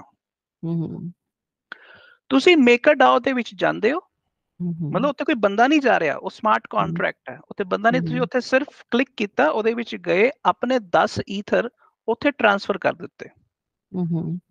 ਉਹ ਇੱਕ ਬੈਂਕ ਦੇ ਲੋਕਰ ਵਾਂਗ ਕੰਮ ਕਰੇਗਾ। ਉਹ ਮੰਨ ਲਓ 1 ਈਥਰ ਦਾ ਮੁੱਲ ਹੋ ਗਿਆ 2 ਲੱਖ ਰੁਪਇਆ, 10 ਈਥਰ 20 ਲੱਖ ਦੇ ਹੋ ਗਏ। ਹਾਂਜੀ, 20 ਲੱਖ ਦੇ ਅਗੇਂਸਟ 66% ਜਿਹੜੀ ਕੋਲੈਟਰਲ ਵੈਲਿਊ, 66% ਕੋਲੈਟਰਲ ਵੈਲਿਊ, ਯਾਨੀ ਕਿ ਲਗਭਗ 13.5 ਲੱਖ ਰੁਪਏ ਦਾ ਤੁਸੀਂ ਉਹਦੇ ਕੋਲ ਲੋਨ ਲੈ ਸਕਦੇ ਹੋ। ਓਕੇ। ਉਹ 13.5 ਲੱਖ ਰੁਪਏ ਤੁਹਾਡੇ ਖਾਤੇ 'ਚ ਪਾ ਦੇਗਾ। ਉਹਨੂੰ 13.5 ਲੱਖ ਰੁਪਏ ਲੈ ਕੇ ਤੁਸੀਂ ਕਿਸੇ ਨੂੰ ਪੇ ਕਰਨਾ ਹੈ, ਜਿੱਦਾਂ ਕਰਨਾ ਹੈ, ਉਹ ਤੁਸੀਂ ਕਰ ਸਕਦੇ ਹੋ। ਇਹ 'ਚ ਕੋਈ ਬੰਦਾ ਇਨਵੋਲਵ ਨਹੀਂ ਹੈ, ਕੋਈ ਘੁੱਗੀ ਨਹੀਂ ਮਾਰੀ, ਤੁਸੀਂ ਕਿਸੇ ਸਾਈਨ ਨਹੀਂ ਕੀਤੇ। ਉਹ ਜਿਹੜਾ ਰੂਲ ਹੈ, ਉਹ ਜਿਹੜਾ ਕਾਨੂੰਨ ਹੈਗਾ, ਉਹਨੂੰ ਕਹਿੰਦੇ ਸਮਾਰਟ ਕੰਟਰੈਕਟ। ਉਹ ਆਟੋ ਵੈਰੀਫਾਈ ਹੁੰਦਾ, ਆਟੋ ਐਗਜ਼ੀਕਿਊਟ ਹੁੰਦਾ, ਉਹਦੇ ਵਿੱਚ ਬੰਦੇ ਦੀ ਲੋੜ ਨਹੀਂ ਹੈ। ਸਮਝ ਆ ਗਈ ਇਹ ਗੱਲ? ਹਾਂਜੀ ਹਾਂਜੀ ਹਾਂਜੀ। ਹੁਣ ਉਹ ਜਿਹੜਾ ਤੁਹਾਨੂੰ 13.5 ਲੱਖ ਰੁਪਏ ਉਹਨੇ ਦਿੱਤਾ, ਉਹ ਜਿਸ ਕਰੰਸੀ 'ਚ ਦਿੱਤਾ, ਬਲੌਕਚੇਨ ਦੀ ਵੱਖਰੀ ਕਰੰਸੀ ਹੈ ਜੀ, ਜਿਹੜੀ ਡਾਲਰ ਦੇ ਨਾਲ ਜੁੜੀ ਹੈ, ਉਹਨੂੰ ਕਹਿੰਦੇ ਡਾਈ, DAI, ਡਾਈ। ਮੈਂ ਜਿਹੜੀ ਗੱਲ ਕਹਿ ਰਿਹਾ ਹੈ ਕਿ ਆਪਾਂ ਥੋੜੀ ਦੇਰ ਲਈ ਉਸੇ ਉਦਾਹਰਨ ਨੂੰ ਪੰਜਾਬ ਦੇ ਕਿਸਾਨ ਤੇ ਲਾਗੂ ਕਰੀਏ। ਪੰਜਾਬ ਦੇ ਕਿਸਾਨ ਕੋਲ ਜ਼ਮੀਨ ਹੈ, ਮੰਨ ਲਓ ਇੱਕ ਕਿਸਾਨ ਕੋ 5 ਕਿੱਲੇ ਜ਼ਮੀਨ ਹੈ। 5 ਕਿੱਲੇ ਜ਼ਮੀਨ ਦਾ ਮਤਲਬ ਹੈ ਕਿ ਮੰਨ ਲਓ ਕਿੱਲੇ ਦਾ ਭਾਅ ਹੈਗਾ 30 ਲੱਖ ਰੁਪਏ। ਜ਼ਮੀਨ ਦਾ ਮੁੱਲ ਹੋ ਗਿਆ 1.5 ਕਰੋੜ ਰੁਪਏ। 1.5 ਕਰੋੜ ਦੀ ਜ਼ਮੀਨ ਦੇ ਉੱਪਰ ਆਪਾਂ ਕੋਲੈਟਰਲ ਰੇਸ਼ੋ ਰੱਖ ਦਿੰਨੇ ਆ, ਲੈਟਸ ਅਸਿਊਮ 50%, ਯਾਨੀ ਕਿ 75 ਲੱਖ ਰੁਪਏ ਦਾ ਉਹ ਲੋਨ ਉਹ ਜ਼ਮੀਨ ਦੇ ਅਗੇਂਸਟ ਲੈ ਸਕਦਾ। ਹਾਂਜੀ। ਸਿੰਪਲ ਜੀ ਗੱਲ। ਅੱਜ ਸਰਕਾਰ ਜਿਹੜੇ ਪਾਵਰਫੁਲ ਲੋਕ ਹੈਗੇ ਆ, ਜਿਹੜੇ ਇੰਡਸਟਰੀਲਿਸਟ ਹੈਗੇ ਆ, ਉਹਨਾਂ ਨੇ ਕਾਨੂੰਨ ਬਣਾਇਆ ਹੋਇਆ ਹੈ ਕਿ ਜਿਹੜੀ ਕਿਸਾਨ ਦੀ ਜ਼ਮੀਨ ਹੈਗੀ ਹੈ, ਉਹਨੂੰ ਅਰਬਨ ਲੈਂਡ ਦੇ ਹਿਸਾਬ ਦੇ ਨਾਲ ਬੈਂਕ ਕ੍ਰੈਡਿਟ ਨਹੀਂ ਦਿੱਤਾ ਜਾਏਗਾ। ਹਾਂਜੀ। ਇਸ ਕਰਕੇ ਕਿਸਾਨ ਵਿਚਾਰਾ ਗਰੀਬ ਹੀ ਰਹਿੰਦਾ। ਪਰ ਕਿਸਾਨ ਜਾਂਦਾ ਬਲੌਕਚੇਨ ਦੇ ਉੱਪਰ, ਮੇਕਰਡਾਓ ਵਰਗੇ ਇੱਕ ਬੈਂਕ ਦੇ ਉੱਪਰ, ਔਰ ਉੱਥੇ ਜਾ ਕੇ ਆਪਣੀ ਜ਼ਮੀਨ ਗਿਰਵੀ ਰੱਖਦਾ। ਤਾਂ ਇਹਦਾ ਮਤਲਬ ਹੈ ਕਿ ਉਹ 75 ਲੱਖ ਦਾ ਲੋਨ ਲੈ ਸਕਦਾ। ਹੁਣ 75 ਲੱਖ ਨੂੰ ਹੋ ਸਕਦਾ 60 ਕਿਸ਼ਤਾਂ 'ਚ ਵੀ ਡਿਵਾਈਡ ਕੀਤਾ ਜਾ ਸਕੇ, ਸਭ ਕੁਝ ਹੋ ਸਕਦਾ। ਹਾਂਜੀ। ਉਹ ਜਿਹੜਾ 75 ਲੱਖ ਆਏਗਾ, ਉਹ ਜਿਸ ਕਰੰਸੀ 'ਚ ਆਏਗਾ, ਉਹ ਇੱਕ ਨਵੀਂ ਕਰੰਸੀ ਹੋਏਗੀ। ਉਹਨੂੰ ਤੁਸੀਂ ਰੁਪਏ ਦੇ ਨਾਲ ਵੀ ਜੋੜ ਸਕਦੇ ਹੋ, ਉਹਨੂੰ ਤੁਸੀਂ ਡਾਲਰ ਨਾਲ ਵੀ ਜੋੜ ਸਕਦੇ ਹੋ। ਉਹਨੂੰ ਤੁਹਾਡੇ ਆਸ-ਪਾਸ ਦੇ ਸਮਾਜ 'ਚ ਜੇ ਉਹ ਕਰੰਸੀ ਐਕਸੈਪਟੇਬਲ ਹੈਗੀ ਹੈ, ਤਾਂ ਉਹ ਕਿਸਾਨ ਲਈ ਇੱਕ ਆਜ਼ਾਦੀ ਦਾ ਸਬਬ ਬਣ ਜਾਏਗਾ। ਤੇ ਜੇ ਸਰਕਾਰ ਨੂੰ ਅਸੀਂ ਜਾ ਕੇ ਕਹਿੰਦੇ ਆ ਕਿ ਤੁਸੀਂ ਫਰਟੀਲਾਈਜ਼ਰ ਤੇ ਸਬਸਿਡੀ ਦਿੰਦੇ ਹੋ, ਤੁਸੀਂ ਇਨਸੈਕਟੀਸਾਈਡ, ਯੂਰੀਆ ਤੇ ਸਬਸਿਡੀ ਦਿੰਦੇ ਹੋ, ਤੁਸੀਂ ਹੋਰ ਕਿਸਮ ਦੇ ਕ੍ਰੈਡਿਟ ਕਾਰਡ, ਕਿਸਾਨ ਕ੍ਰੈਡਿਟ ਕਾਰਡ ਦਿੰਦੇ ਹੋ, 100 ਚੀਜ਼ਾਂ ਕਰਦੇ ਪਏ, ਉਹਦੇ ਬਾਵਜੂਦ ਕਿਸਾਨ ਦੀ ਹਾਲਤ ਸੁਧਰਦੀ ਨਹੀਂ ਪਈ। ਤੁਸੀਂ ਏਦਾਂ ਕਰੋ, ਕਿਸਾਨ ਨੂੰ ਆਪਣੀ ਜ਼ਮੀਨ ਬਲੌਕਚੇਨ ਤੇ ਪਾ ਕੇ ਕ੍ਰੈਡਿਟ ਰੇਜ਼ ਕਰਨ ਦੀ ਫ੍ਰੀडम ਦੇ ਦਿਓ ਤੇ ਸਾਰੀ ਸਬਸਿਡੀ ਖਤਮ ਕਰ ਦਿਓ। ਸਾਰੀ ਸਬਸਿਡੀ 5 ਸਾਲਾਂ 'ਚ ਪੰਜਾਬ ਦੀ ਕਾਇਆ ਕਲਪ ਹੋ ਜਾਏਗੀ। ਤੁਸੀਂ ਕਿਸਾਨ ਨੂੰ ਆਜ਼ਾਦੀ ਦੇਤੀ ਇੱਕ ਨਵੀਂ ਕਰੰਸੀ ਕ੍ਰੀਏਟ ਕਰਕੇ, ਨਵਾਂ ਸੈਟਲਮੈਂਟ ਸਿਸਟਮ ਬਣਾਉਣ ਦੀ। ਉਹਦੇ ਵਿੱਚ ਕਿਸਾਨ ਉਹਦਾ ਮਿਸਯੂਜ਼ ਨਾ ਕਰ ਸਕੇ। ਤੁਸੀਂ ਉਹ ਰੂਲ ਬਣਾ ਦਿਓ ਕਿ ਜਿਹੜੀ ਕੋਲੈਟਰਲ 50% ਹੋਏਗੀ, ਉਹ ਕੋਲੈਟਰਲ ਦੀ ਬਜਾਏ ਅਸੀਂ 20% ਤੋਂ ਸ਼ੁਰੂਆਤ ਕਰਾਂਗੇ, ਤਾਂ ਕਿ ਕਿਸਾਨ ਪੈਸੇ ਦਾ ਮਿਸਯੂਜ਼ ਨਾ ਕਰ ਸਕੇ। ਦੂਜਾ, ਪੈਸਾ ਕਿਸ਼ਤਾਂ 'ਚ ਕਿਸਾਨ ਕੋਲ ਆ ਜਾਏ, ਔਰ 5 ਸਾਲ ਕਿਸ਼ਤਾਂ 'ਚ ਪੈਸਾ ਆਏ, ਔਰ ਅਗਲੇ 5 ਸਾਲ ਕਿਸਾਨ ਕਿਸ਼ਤਾਂ 'ਚ ਉਹ ਪੈਸਾ ਮੇਕਰਡਾਓ ਨੂੰ ਵਾਪਸ ਕਰ ਦੇ। ਇਹ ਆਪਾਂ ਨੂੰ ਸਰਕਾਰ ਤੋਂ ਪਰਮਿਸ਼ਨ ਲੈਣ ਦੀ ਕਿਉਂ ਲੋੜ ਹੈ ਸਰ? ਉਹ ਇਸ ਕਰਕੇ ਕਿ ਜਿਹੜਾ ਪੈਸਾ, ਮੰਨ ਲਓ ਤੁਹਾਡੇ ਕੋਲ ਜੇ 75 ਲੱਖ ਰੁਪਏ ਆਇਆ, ਉਹ 75 ਲੱਖ ਤੁਸੀਂ ਖਰਚ ਕਰੋਗੇ ਚੀਜ਼ਾਂ ਦੇ ਉੱਪਰ। ਹਾਂਜੀ। ਉਹਦੇ ਵਿੱਚ ਸਮਾਜ ਆਏਗਾ। ਜੇ ਪੰਜਾਬ ਸਰਕਾਰ ਤੁਹਾਨੂੰ ਕਹਿ ਦੇ ਇਹ ਲੀਗਲ ਹੈ, ਤਾਂ ਸਿਰਫ ਇੰਨੀ ਗੱਲ ਕਿ ਜੇ ਪੰਜਾਬ ਸਰਕਾਰ ਤੁਹਾਨੂੰ ਕਹਿ ਦੇ ਇਹ ਲੀਗਲ ਹੈ, ਤਾਂ ਸਮਝ ਲਓ ਪੰਜਾਬ ਦਾ ਕਾਇਆ ਕਲਪ ਹੋ ਸਕਦਾ ਹੈ। ਤੁਸੀਂ ਸੋਚੋ ਕਿ ਮੈਂ 5 ਕਿੱਲੇ ਦੀ ਜ਼ਮੀਨ ਦੇ ਉੱਪਰ 75 ਲੱਖ ਦਾ ਇੱਕ ਨਵਾਂ ਕ੍ਰੈਡਿਟ, ਨਵੀਂ ਕਰੰਸੀ 'ਚ ਬਲੌਕਚੇਨ ਦੇ ਜ਼ਰੀਏ ਕ੍ਰੀਏਟ ਕਰਨ ਦਾ ਪ੍ਰਪੋਜ਼ਲ ਦੇ ਰਿਹਾ ਹੈ, ਤੇ ਪੰਜਾਬ 'ਚ ਤਾਂ ਲੱਖਾਂ ਕਿੱਲੇ ਹੈ। ਪ੍ਰੋਬਲਮ ਅਸਲ 'ਚ ਕੀ ਹੈ ਕਿ ਅਸੀਂ ਮਨੀ ਲੈਜਰ ਔਰ ਲਾ ਦਾ ਜਿਹੜਾ ਖੇਡ ਹੈ, ਉਹਦੇ ਬਾਰੇ ਕੋਈ ਬਰੀਕ ਚਿੰਤਨ ਨਹੀਂ ਕਰਦੇ ਹਮ ਔਰ ਉਸ ਚਿੰਤਨ ਦੇ ਹਿਸਾਬ ਦੇ ਨਾਲ ਅਸੀਂ ਸਰਕਾਰ ਕੋ ਜਾ ਕੇ ਇੱਕ ਸਹੀ ਡਿਮਾਂਡ ਨਹੀਂ ਰੱਖਦੇ। ਅਸੀਂ ਅਸੀਂ ਅੰਦੋਲਨ ਕਰ ਸਕਦੇ ਹਾਂ, ਅੰਦੋਲਨ ਕਰਨਾ ਮਾੜੀ ਗੱਲ ਨਹੀਂ ਹੈ, ਪਰ ਜੇ ਤੁਹਾਡੇ ਕੋਲ ਇੱਕ ਬਿਹਤਰ ਰਸਤਾ ਹੈਗਾ ਜਿਹੜਾ ਲੈਜਰ ਦਾ ਰਸਤਾ ਹੈ, ਨਵੀਂ ਲੈਜਰ ਦਾ ਚੁਣਾਵ, ਸੋਲੂਸ਼ਨ ਹੈਗਾ ਤਾਂ ਇੱਕ, ਤੁਸੀਂ ਉਹਦੇ ਨਾਲ ਆਪਣਾ ਫਿਊਚਰ ਬਦਲ ਸਕਦੇ ਹੋ। ਇਸ ਕਰਕੇ ਮੇਰਾ ਇਹ ਪੂਰਾ ਪੱਕਾ ਵਿਸ਼ਵਾਸ ਹੈ ਕਿ ਪੰਜਾਬ ਦਾ ਕਿਸਾਨ ਜੇ ਲੈਜਰ ਦੇ ਉੱਪਰ ਥੋੜਾ ਜਿਹਾ ਵੀ ਸੋਚਣਾ ਸਮਝਣਾ ਸ਼ੁਰੂ ਕਰ ਦੇਗਾ, ਹਾਂਜੀ, ਤਾਂ ਉਹ ਆਪਣੇ ਫਿਊਚਰ, ਆਪਣੀ ਸਰਕਾਰਾਂ ਦੇ ਨਾਲ ਕਿਸ ਤਰੀਕੇ ਨਾਲ ਗੱਲਬਾਤ ਕਰਨੀ ਹੈ, ਉਹ ਸਾਰੀ ਚੀਜ਼ਾਂ ਨੂੰ ਲੈ ਕੇ ਨਵੇਂ ਸਿਰੇ ਤੋਂ ਕੁਝ ਨਵਾਂ ਕਰੇਗਾ। Very nice sir. ਤੇ ਇਹਦਾ ਅੰਦੋਲਨ ਜਿਹੜਾ ਤੁਸੀਂ ਗੱਲ ਕੀਤੀ ਵੀ ਇਹ ਲੈਜਰ ਨੂੰ ਸਮਝਣ ਦਾ ਜਾਂ ਸਰਕਾਰ ਤੋਂ ਡਿਮਾਂਡ ਕਰਨ ਦਾ ਕਿ ਇਹਨੂੰ ਲੀਗਲ ਕੀਤਾ ਜਾਵੇ ਇਹ ਟ੍ਰਾਂਜੈਕਸ਼ਨਸ ਨੂੰ, ਇਹ ਆਲਰੇਡੀ ਕਿਸੇ ਹੱਦ ਤੱਕ ਸਟਾਰਟ ਹੋ ਚੁੱਕਿਆ ਹੈ ਕਿ ਹਜੇ ਆਪਣੇ ਪੰਜਾਬ 'ਚ ਜਾਂ ਆਪਣੇ ਨਾਰਥ ਸਾਈਡ ਤੇ ਇਸ ਚੀਜ਼ ਦੀ ਜਾਣਕਾਰੀ ਤੁਹਾਨੂੰ ਲੱਗਦਾ ਬਿਲਕੁਲ ਨਹੀਂ ਹੈਗੀ ਇਸ ਚੀਜ਼ ਨੂੰ ਲੈ ਕੇ? ਪ੍ਰਭਜੀਤ, ਮੈਂ ਇਸ ਮਾਮਲੇ 'ਚ ਸਮਝਦਾ ਕਿ ਪੰਜਾਬ 'ਚ ਸਿਵਾਏ ਮਿੱਠੀ ਜੇਲ ਪੋਡਕਾਸਟ ਤੋਂ ਇਸ ਵਿਸ਼ੇ ਦੇ ਉੱਪਰ ਕਿਸੇ ਨੇ ਕਦੀ ਕੋਈ ਡਿਸਕਸ਼ਨ ਨਹੀਂ ਕੀਤੀ। ਓ ਮਾਈ ਗॉड, ਓਕੇ, ਰਾਈਟ।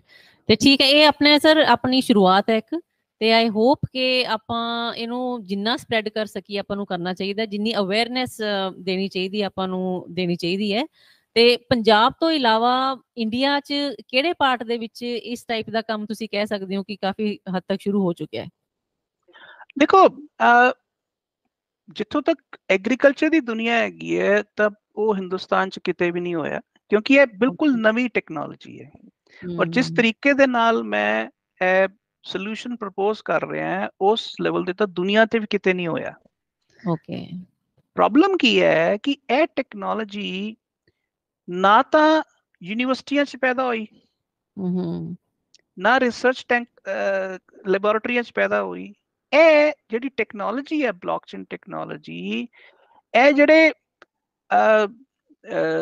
ਇੱਕ ਟਰਮ ਹੁੰਦੀ ਹੈ ਉਹਨੂੰ ਕਹਿੰਦੇ ਸਾਈਫਰ ਪੰਕ, ਜਿਨ੍ਹਾਂ ਨੂੰ ਜੇ ਅਸੀਂ ਪੰਜਾਬੀ 'ਚ ਕਹੀਏ ਤੇ ਜਿਹੜੇ ਟੈਕਨੋਲੋਜੀ ਦੇ ਲਫੰਡਰ, ਜਿਹੜੇ ਟੈਕਨੋਲੋਜੀ ਦੇ ਲਫੰਡਰ ਹੁੰਦੇ, ਜਿਹੜੇ ਬਸ ਮਸਤਮੌਲਾ ਰਹਿੰਦੇ, ਆਪਣਾ ਮਸਤ ਰਹਿੰਦੇ, ਉਹਨਾਂ ਨੂੰ ਪੈਸੇ ਪੂਸੇ ਚਿੰਤਾ ਨਹੀਂ, ਉਹਨਾਂ ਦੀ ਦੁਨੀਆ 'ਚ ਪੈਦਾ ਹੋਈ ਸੀ ਸਾਈਫਰ ਪੰਕ। ਤੇ ਉਸ ਕਰਕੇ ਅਸੀਂ ਕਦੀ ਵੀ ਉਹਨਾਂ ਨੂੰ ਸੀਰੀਅਸਲੀ ਨਹੀਂ ਲਿੱਤਾ। ਔਰ ਹੋਇਆ ਕਿ ਉਹਨਾਂ ਦਾ ਕੀਤਾ ਹੋਇਆ ਕਾਰਨਾਮਾ ਕਿਸੇ ਤਰੀਕੇ ਨਾਲ ਦੁਨੀਆ 'ਚ ਵੜ ਗਿਆ, ਆਮ ਦੁਨੀਆ 'ਚ, ਔਰ ਉਹ ਪਪੂਲਰ ਹੋ ਗਿਆ।